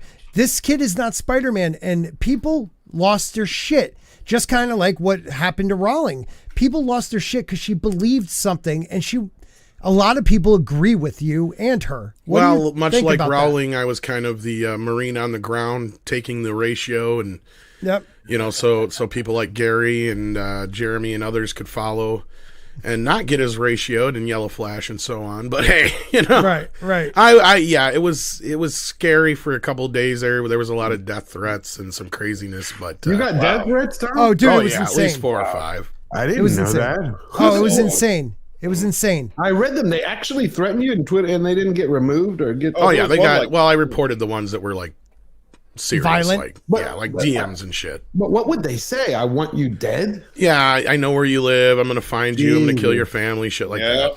Just because he doesn't. Racist. Yeah. Miles Morales, all because of Miles Morales. Is that fan base so dedicated that they never ever buy his comic book? So that's what Gary means when he says the Marvel stands. Now, there was like 2 or 3 that I did actually report. There was one kid though that once I figured out it was a kid. Oh. Like, yeah. Yeah. That's crazy, man. Do you think most of them were kids, or they were all probably? Oh, I wouldn't doubt it, but I got to read this because I usually don't read the whole article, but I love this first line. The real sport, which was inspired by Harry Potter books, said it hopes to distance itself from author and expand its growth potential. It's a fucking sport. You're supposed to be on a flying broom, but it's a real sport. Look at this dude taking on. That's right there. That's gender equality. He said, screw you. It's like, eat my chest, bitch. Well, I don't think that's what he was lining up with her face, but I wasn't going there, but I'm glad culture. Wait, is he actually on a broom? First got hit by his chest, then, yeah. Is he got a broom between his legs? Yeah, well, I don't know what's between his legs, but look at his shirt right in this area. It looks like he might be doing the tuck. Yeah, man. He might be on an upward angle there. She might get hit in the face with something else. Right. Like she looks happy about it though. Yeah, she does, because she doesn't get any. What did you say, Matt? No, I was just gonna say, like, he's totally about to like dick slap her. Like it's so close to her. Like, boom, Greenwich, bitch, or whatever they call it. I don't know what the fucking they call it. The good old days. Like, ooh, and that's 4 points for the mushroom stamp. I don't know how they score anything in this game. I didn't know anyone played the game. Oh, it's a real sport now, I guess. Yeah. It's not how real it look. It's freaking go back up there. Look at members of it's universities against each other. Yeah, great. Is there a league? Hey, at least they're inclusive.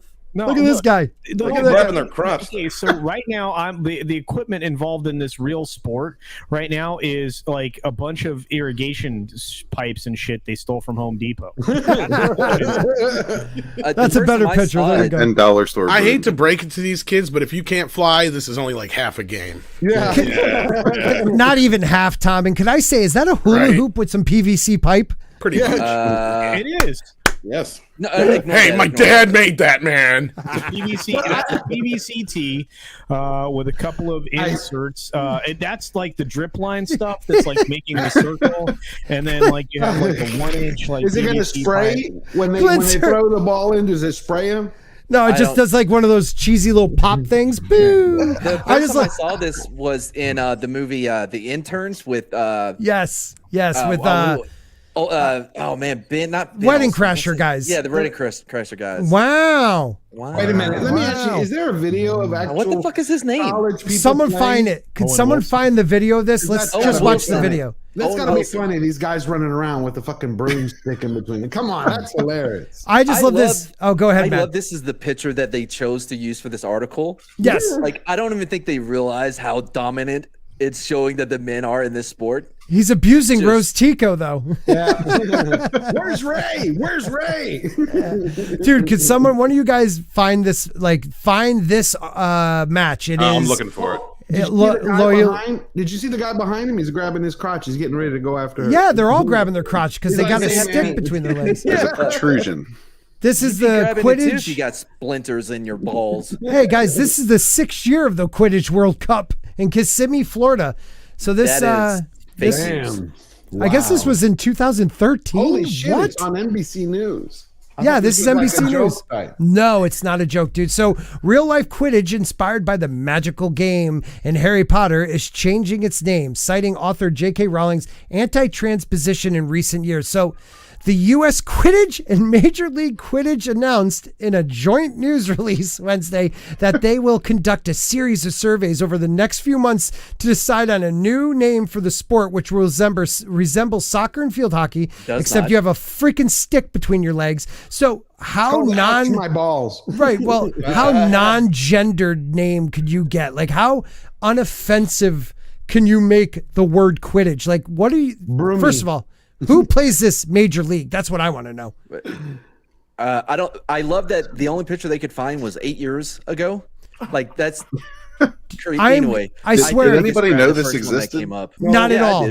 Not at all. But can I say? The interns. Well, no, I knew people played it, but I didn't realize there was a major league. So I'm saying this: if there is a major league, if there is like a series of teams around my area, I am starting the Sporking something. I'll figure out a name. But we're going to be on the back of our shirts. It's going to say like Quidditch first, Quidditch always, Quidditch forever. Do we get oversized sporks instead of brooms between our legs? Oh my God, I love it. I love it. But Yes, by the way, sir. What's the problem with is it the name is transphobic? No, or is it she because is. She is. She So is. therefore, the name of Well, their game is the way they say it. Quidditch. Yeah, right. The way they say it, it almost sounds like it's her. Like the name of they're changing the name because of the name, but it's her They want to anti-transposition. get away from everything having to do with her. Yeah, well, this is their statement. Even though their entire sport is based off of her shit. Yeah, exactly. For the last year. Okay, go ahead. I'm sorry. I'm just saying, how much more supportive can you get of trans rights when you have women running around with, big Dicks. black things between their legs? Exactly. This is empowering. I am woman. Do not destroy my truth. So, for the last My year, breasts cost so much more than yours. they're real, baby. I'm not trying to say yours aren't, but Scott, check mine. the private chat. Wow. We're I at almost choked on my pizza hearing Tom say that. Oh, Tom, thank you, God. Let's find that in a minute. Unbelievable. My inverted penis will to make you go wild. Yes. So I think that this might be more important than what we're reading right now. But let me read Marby Dog first. Harry Potter actor cannot make a campfire or change a tire, but humanities degree will make you an expert at complaining. Privilege is real. I gotta go to the bathroom and make a baby. So we are going to take a look at this Quidditch match, and then we're going to look at what Tom put in there. All right, because these guys look stoked. Holy crap. I'll probably get claimed on this, but I don't care. Here we go. It's ma'am. It's ma'am. Hey, do us to the side, dude, because this covers up some of the video. Okay, I got you. Culture can do it, but he doesn't want to help right now. So.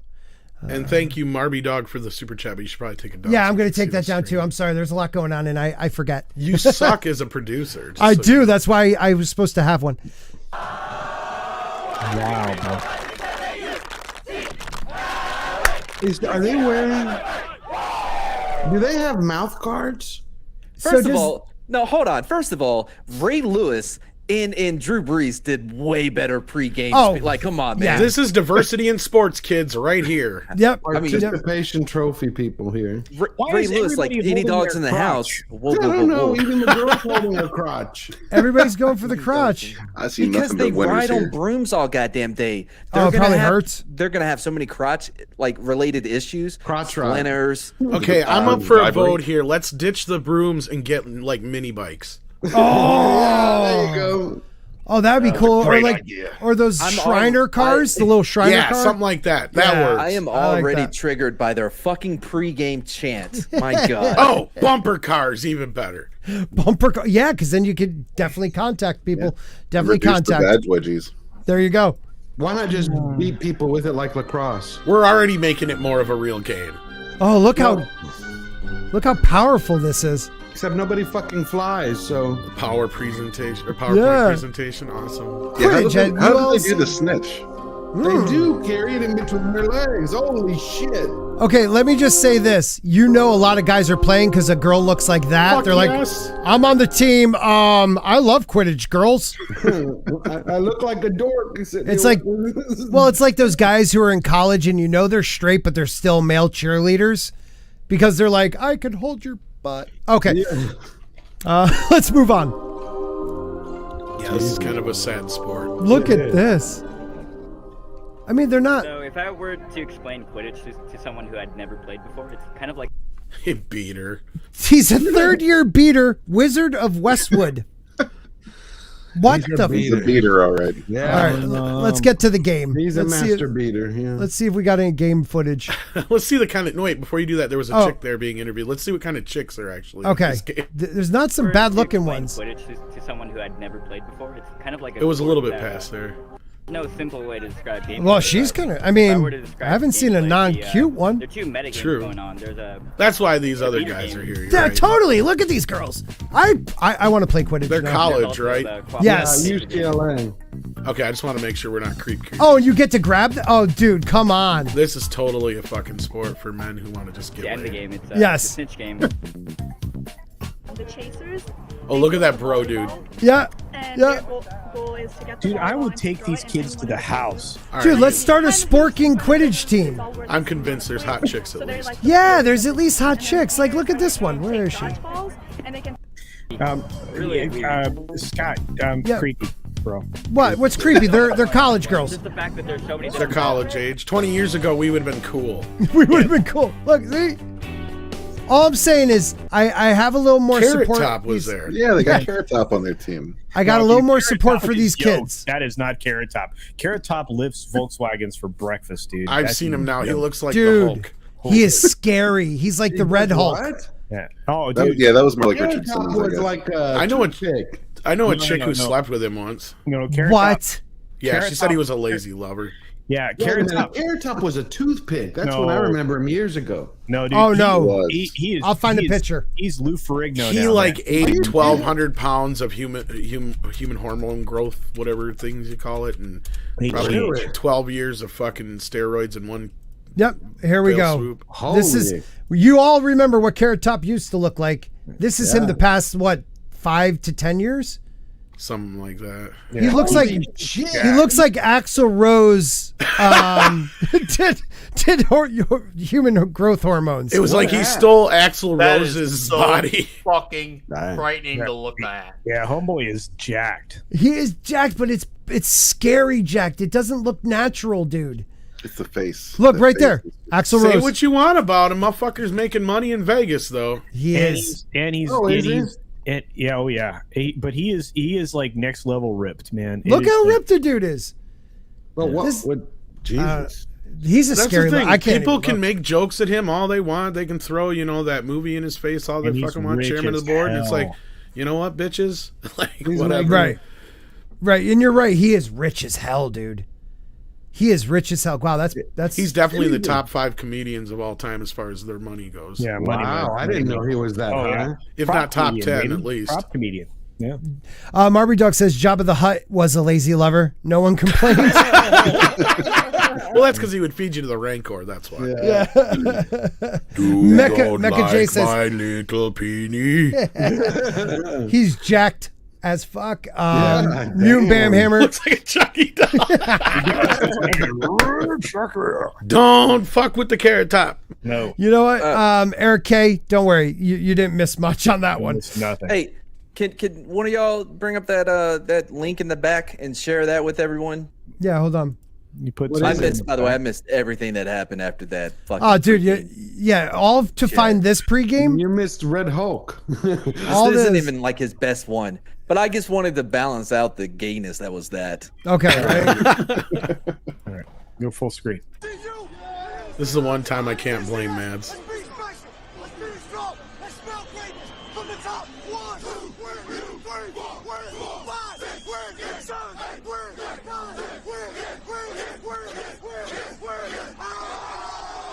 Yeah, now show Now the that end is where- pre-game fucking chance. Yeah. Right.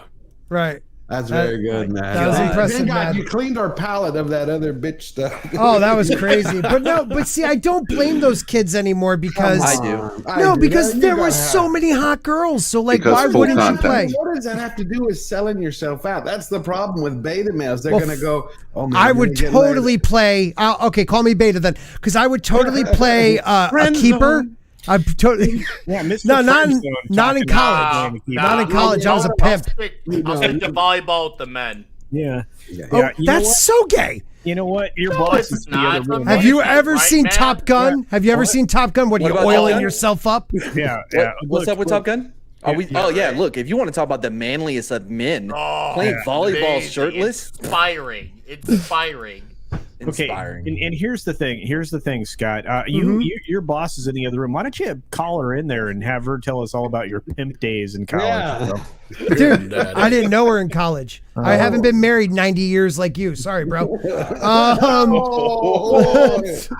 But that's actually good. If he's married that long. That means he's got something working for him. That's good. No, he's a pimp daddy. I'll give him that. What the What frig? is You gotta this? pay for this shit.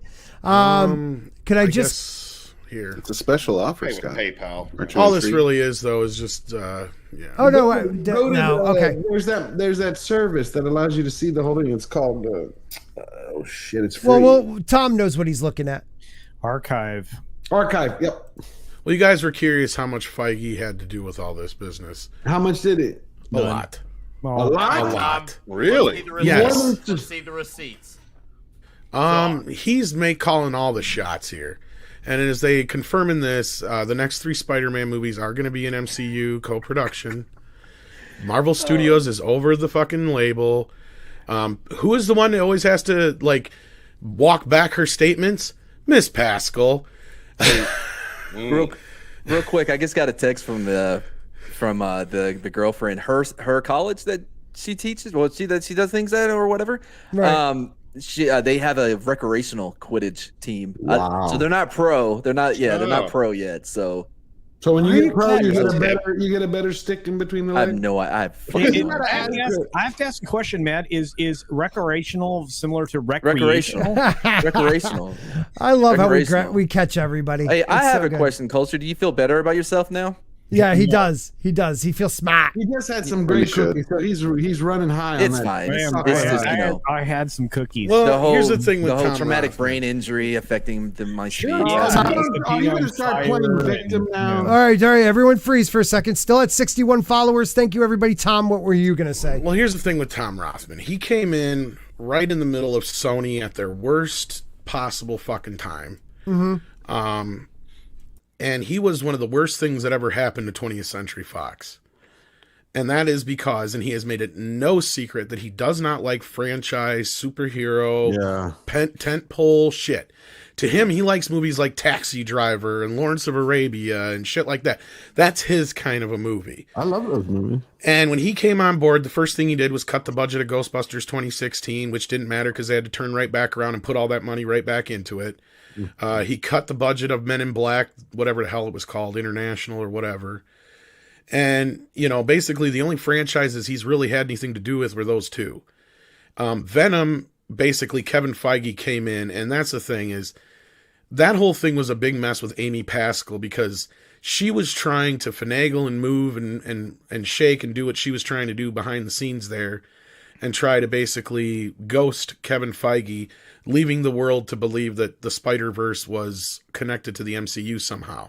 Okay. And basically, from what I heard, as soon as Tom Rothman got wind of this, through basically Tom Holland screaming in the press, please make this work, Daddy Iger and Daddy Rothman. I want to be Spider-Man forever.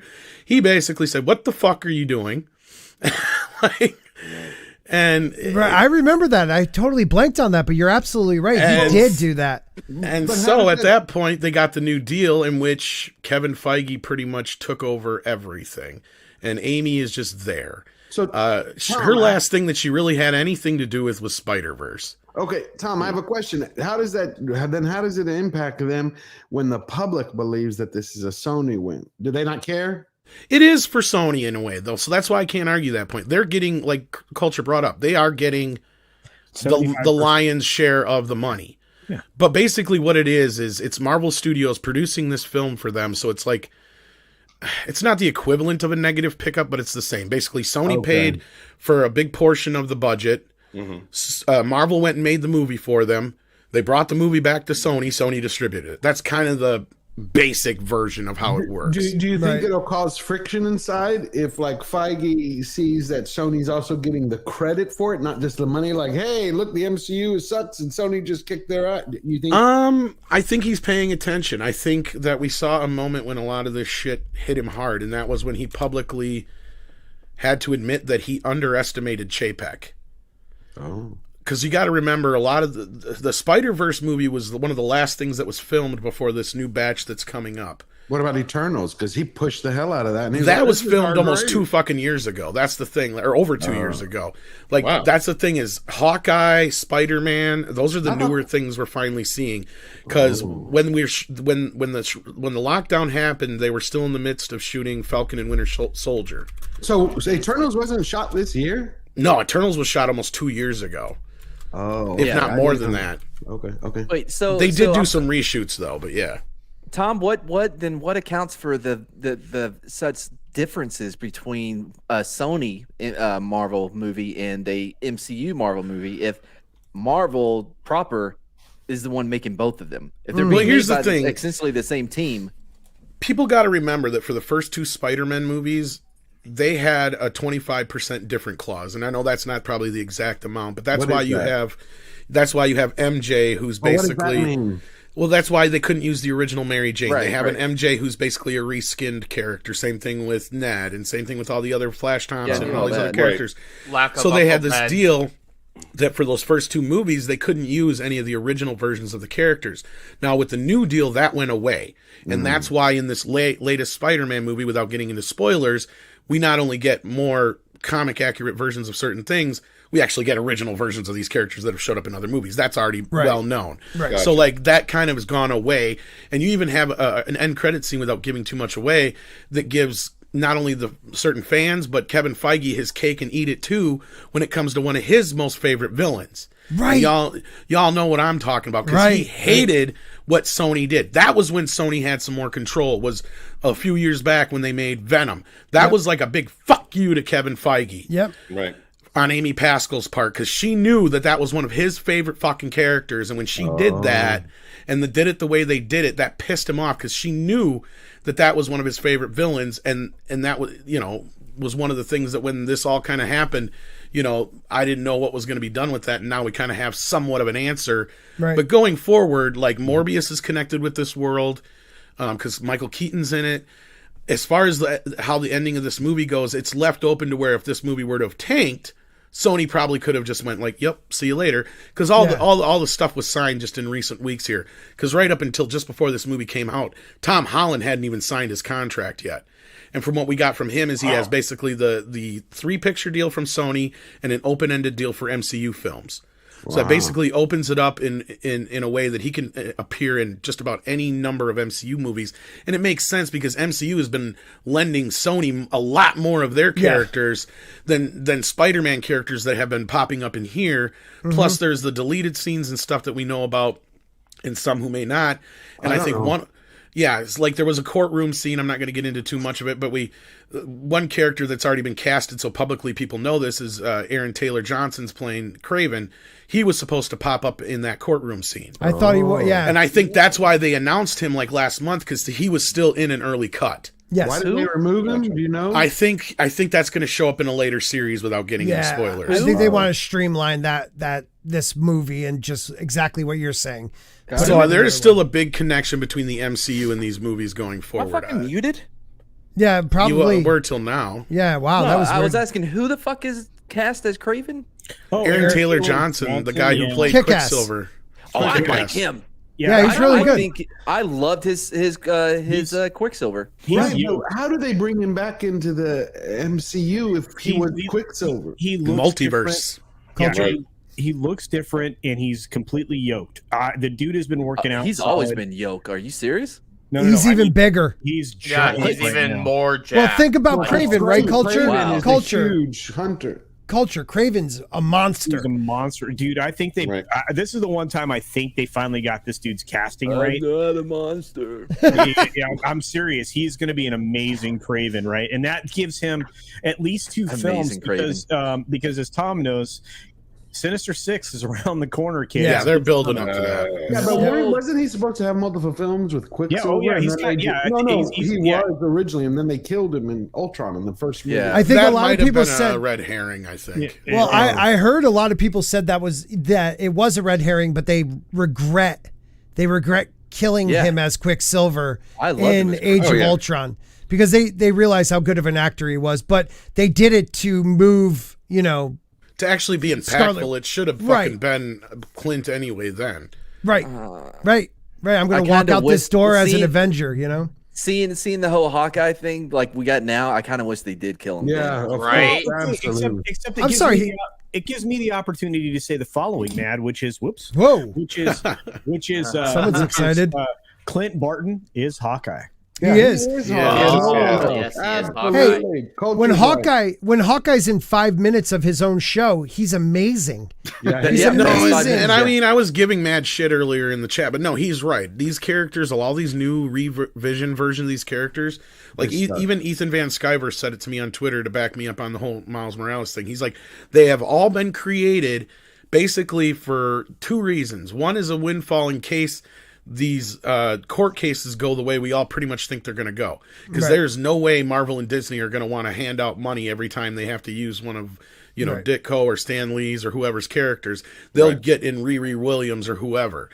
because they already have new deals Which or whatever will set fail. with those people. It will, and hopefully that's the lesson I think Kevin's learning. I hope that's the case where we're at, and I think that to answer that question is I think maybe that's where there's this big kind of differentiation, because we're even starting to see it in Hawkeye, because as whatever kind of show it is, at least you got Haley Steinfeld. She's not tearing. I like down. her. Oh, I like her. fucking awesome. It's the script and the directing. It's Exactly. horrible. She shocked the hell out of me. She actually has that star quality. It's not even that she has the star quality. First of all, she worships Hawkeye. Exactly.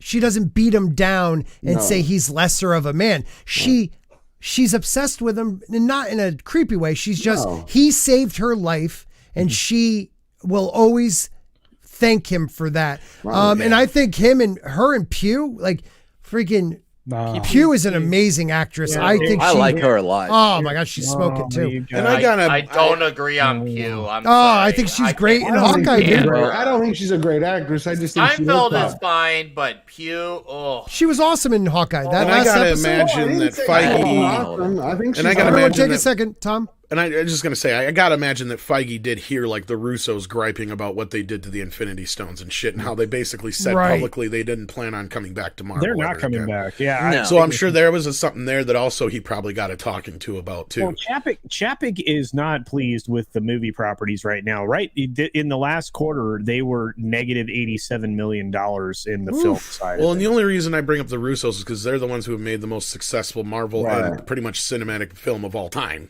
Right. Between Infinity War and Endgame. I mean, Winter Soldier. And Winter Soldier. And Winter Soldier. Well, I think Endgame, isn't that the highest grossing film of all time now, basically? Yes. Yes. But I think it goes 1, 2, 3 with their Marvel movies. I mean, like those guys. If you don't count inflation or whatever, I think it's Endgame. Yeah, it is. Let me just read a couple things here. Sporking News Oh, that's me. Tina Bojan. I can't believe I just did that. Tina Bojan has been a member for 17 months. One of my first members. Thank you so much at the little finger level. Don't forget some. Oh, this is going back to Quidditch. Don't forget some finger? College students are. I think she meant under 18. I just finished required my child assault prevention training for the year. Yay me. Oh, that is disturbing. Hold Thank on. you. You got little fingers? Is that your handy Randy equivalent? Pretty much. Marby Dog for $2 says Bear Grylls should play Craven. If he got jacked. Well, that's pretty much kind of what he is. But no, like, no, and I don't disagree with everybody that this is kind of, it has to be a wake up call, because basically what this has to tell, because they can't use the excuse of the, of the I love that you called it the Moronicon earlier. That's the Moronicon. Because you can't really use that as an excuse anymore, right? Yeah. Like, this movie is breaking fucking records. And this would be records in a normal time. Yeah, this is the big. Right. This so far is headed to be the biggest opening for a Spider-Man movie ever, which has not been beaten since Spider-Man 2, isn't it? Spider-Man 3, I think it was, but I was trying to remember if Homecoming or No Way Home. Spider-Man 3 had the biggest domestic opening and had the biggest worldwide ever as well. Yeah, well, it was 6 legs, man. 6 legs. It was 6 figures is always how I remember it, man. It was a big open, man. Yeah. And here's the weird thing, like, and Tom's not wrong. I mean, this thing is the biggest December opener ever. Mm-hmm. No, and I mean, it's going to have to wake Kevin up a little bit. That Shang-Chi and Eternals were duds, right? Yeah. Yep. Like, you can't keep pushing these things. You're only going to get a Guardians of the Galaxy once in a great fucking while. You're only going to get what you put into these films. If your characters suck, you're going to get a sucky result, and that's the problem. Is you're going to push the suck characters that you freaking drove. No one wants Ironheart. Dude, no one wants the Marvels even, and that comes out in November. Dude, is it November or is it July? Chavez? The show's coming. But Miss Marvel's the show's gonna show up. Yes, it's then coming. you're gonna have the bologna sausage, the Marvels thing, which is going to tank hard. So hard. And I mean, it's like people are gonna be like, I don't want this. Why is Mad falling asleep on the stream? It's gonna be. He's looking at his penis again. It looks like he's looking up porn pictures. Yeah, what was that? Anywho, I'm really glad he puts in all his effort for my streams. I'm doing stuff for you, Scott. I literally I'm more worried about things. Porn for you. I'm more worried about things like Thor and stuff like that were kind of in Oh, I motion agree. prior to a lot of this stuff. It's gonna be a disaster, Tom, Tom. you already know what it is. I'm worried about now after that trailer. I'm worried about fucking Doctor Strange. 6 Come weeks on. of Yeah. reshoots, Yeah. Tom. 6 weeks of reshoots. You Well, know what that means. Let me It could ask you mean two good a things, question. Well, hopefully. let me ask you two a question. That was one of them. Could it mean good things, or could it just mean that they saw what if There was did, so much to and they're fix. doing Captain Carter? You already see the Supreme, Doctor Strange Supreme.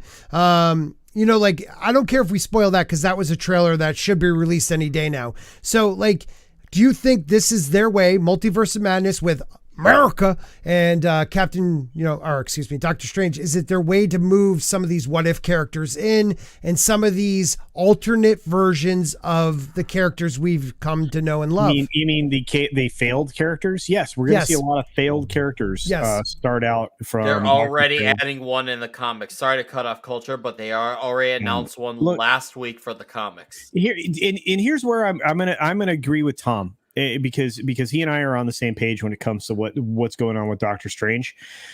They got a shitty reception to what they put together.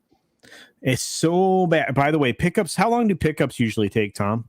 Well, if you're doing just normal pickups, only a couple weeks. Now, hopefully, now again, 9 times out of 10, reshoots are never a good sign. But that doesn't mean that it can't fix a movie. Yeah.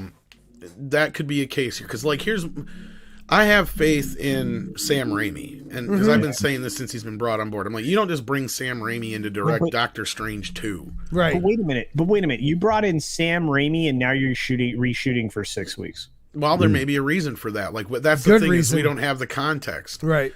Doesn't that usually mean that Sam Raimi said this is a pile of shit and I'm going to reshoot it? Well, it just means that chances are they did an internal screening and it didn't test well. It didn't test well. It didn't test well, and we know it didn't test well. And we also know that the excuse out there is they wanted to add characters that weren't previously available because of the global crisis bologna sausage, which all of that is untrue, because the call sheets didn't change fundamentally.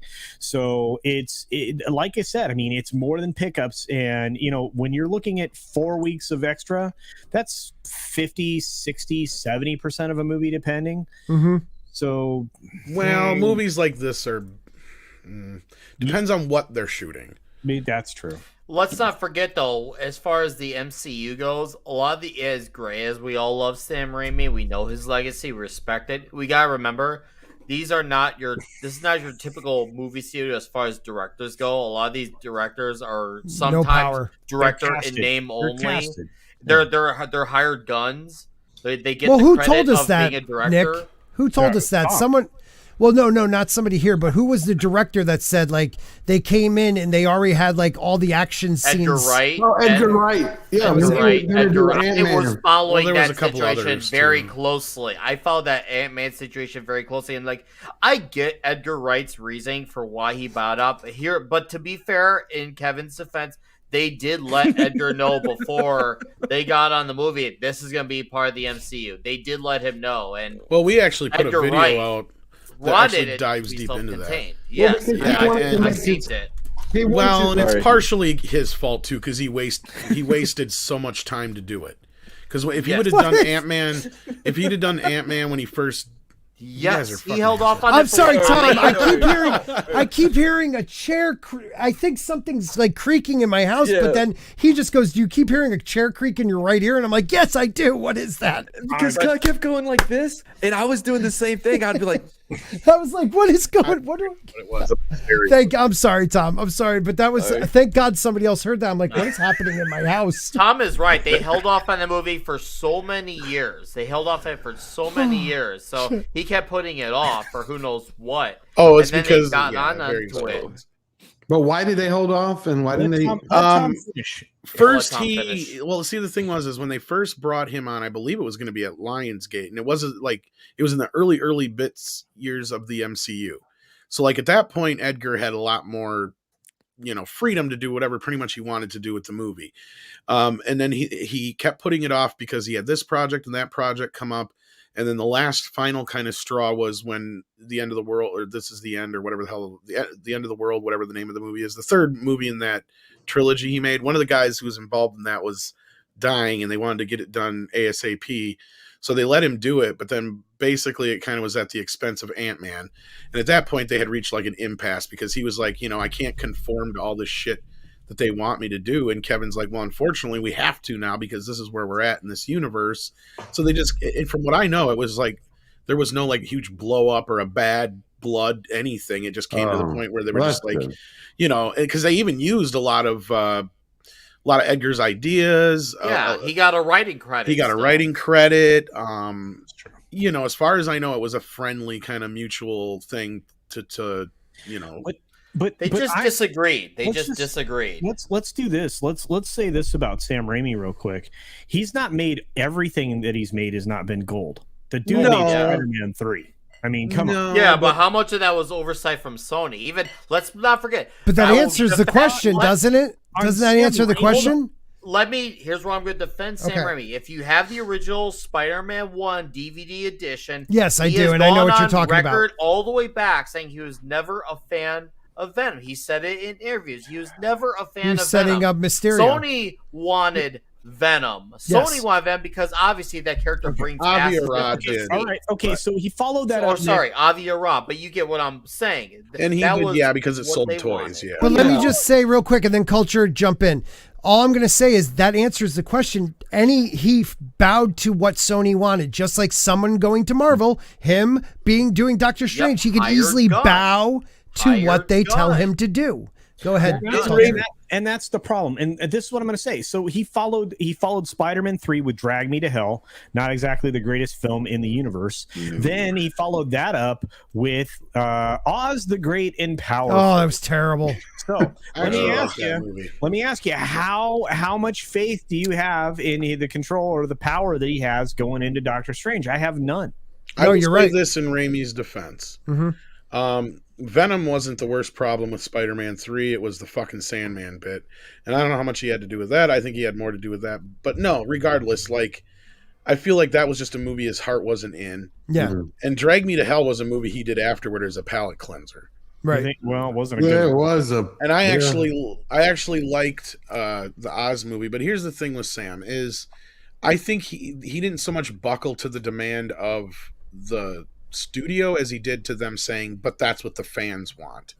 Because in interviews when he's talked about it, it sounds more like he was trying to do it more so because that's what the fans demanded than the demands of the studio. Oh, see, I took it differently. I thought they kept trying to shove in time, all these characters into 3 when he's like, but we could do it down the road. Okay. Avi was very, very adamant that they get Venom in there because it was a hot seller as a toy. Right. And they wanted Venom in the movie. So that is all true. But I think the thing that made him buckle finally was that they told him, oh, but that's what the fans want. And, he's popular with the fans. So I think he was just trying to do that much. And, the way the fans reacted to it on top of everything else, it was just whatever. But I don't think he's as bad as some people make him out to be. I've liked almost everything he's done. But as far as this goes, seeing this trailer, I hope this is prior to all the reshoots because I got Thor Dark World vibes. I did too. Oh God! I want to ask you a question about the Sam Raimi situation. And it sounds like you got a pretty good memory of things from way back when, which I think I. Do you remember when Sam Raimi was still attached to what was supposed to be Spider-Man 4? Yeah, they're supposed to have John Malkovich not only be the Vulture, but they wanted to have Felicia Hardy be the Vulturess, which I'm glad that didn't pan out.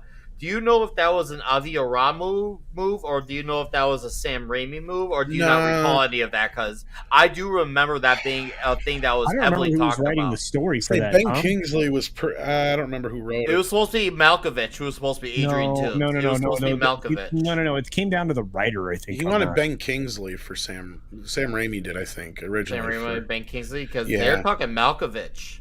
That might have been a backup, but I know the original designs are all around Ben Kingsley. But I think what happened with 4, it more so had to do with Toby, because Toby just kept him humming and hawing and didn't want to sign on. And basically, when they couldn't get him in on a deal, that's where they're like, "Fuck it, we're just going to reboot." Yeah. So I do love the back, and that's when Sony made the deal with Marvel to where that they got the extension on the rights and handed over all the toy rights. Yeah. That is, we're going to be ending it here, guys, because it's about 2 hour. Well, mark. just to wrap the whole thing up is, you guys please. are right. Kevin and his little crew do pre-plan everything. Okay. Like they run the MCU like a television show. He's like a showrunner. Like kind of like, like you have a bunch of TV shows and he's the guy that's overseeing them all. So like when you bring in a director, 9 times out of 10 they basically get handed a script. They're like, these things are already being taken care of by our action team. Like I think that's kind of what they call them from what I've heard from behind the scenes. They have like an action team there. It's like the two guys from cutters. They're cookie cutter factory. Well, like the guys from like John Wick or whatever, I think had that team up or whatever. One of the guys from John Wick. Right. And they shoot like almost all the action sequences and all that shit. Like they handle all that stuff. So it is kind of like a factory in a way. It does kind of work like that. And then you have the CGI team who do their thing. And I've talked to guys who work there and they're like, we sometimes don't know shit until just before it happens and they get shit dropped in their lap because Kevin keeps everything very close to the chest. Mm-hmm. So that's why they don't have a lot of leaks. Like this was funny because I think the reason there were so many leaks out of this was more because it was Tom Holland. Not so much that. I think it was purposely leaked. Yeah, I do too. Just to make sure everybody came and saw it. I think that this, like, they knew they had to get some of this shit out there. People, because that last Spider-Man movie, I think, left a bad taste in some people's mouths. Hell No yeah. Way Home's. Yeah, I mean the other one, Far From Home. Fucking Homecoming was terrible. Look. There's only been one Tom Civil War Holland film that I've liked, and this was it. Yeah, it was good. I liked Homecoming. I like Homecoming and Civil War. I hated the second one. And you know what? And here's the thing. I now like Andrew Garfield. Oh, dude. Yeah. I want another. The problem. Mad. It was bad script. Bad I writing. always liked Andrew Garfield. Matt and I always said, like, he's my favorite Spider-Man, but they just made him emo Peter Parker where he was just too cool to be Peter Parker. Too cool. Way but too dude, cool, Peter. Even him in this, there's a moment, I'm not going to spoil it, but there's a moment where I got choked up. I cried. Dude. I love you scene. I owe an apology to a couple of people because of my it's Andrew okay, man. Garfield hate. Oh, at least he's willing to apologize. Yeah, that's a man. I give him credit for that. Let me just read this. Barbie Dog for $5. And this is the truth. I tried watching Thor Dark World 3 times. I fell asleep 3 times. Dude, I'm out. The boss has 2 films she just Thanks, brother. can't make it through. Thor the Dark World, number 1, and Black Panther, number 2. She cannot make it through the movie. It's a tough one. She can make it through Captain Marvel. Sleep. I don't know what is it about those 2 films that knock some people out. I don't know. I don't either. Weird. I don't either. But you know what won't knock you out? Join myself and Mad Martigan on Mad Martigan's channel. In about 5 to 10 minutes, we're going to be starting the OC Bros, and we're starting with episode number 1 of the OC. Right? Yes. Wait a minute. Did you pre-record that? No, but it sounded good, didn't it? Oh, no, we're going live. We're going live. You're doing the Corona Bros live? Yeah, I know. I'm kind of tired, but we got to do it. I keep pushing it off. All right, everybody. Thank you, Tom. Thanks for stopping in, George. Nick, always invited. George, you know you're always invited. Thank you. Walton. Thank you.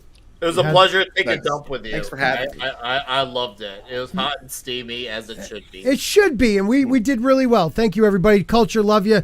North Gaze, you are the best. Walton was here. Making this baby with you. Did you know that Walton had Jeremy on his show? Yeah. Oh, yeah. Walton, why don't you tell everybody who you just had on your show? Check out Rogue Entertainment. We had Jeremy Griggs on. Yay. Look how short he looks. Like, get a higher seat or drop your camera down so it didn't. Oh, that's even worse. Have somebody else pick your He's actually standing up. That's even worse. All right, everybody. And to my amazing 44 members, thank you guys very much. I did send Culture an updated list via email, and he hasn't done it yet. But this is for you, everybody. Love you. Thanks. Have a great night. Go home.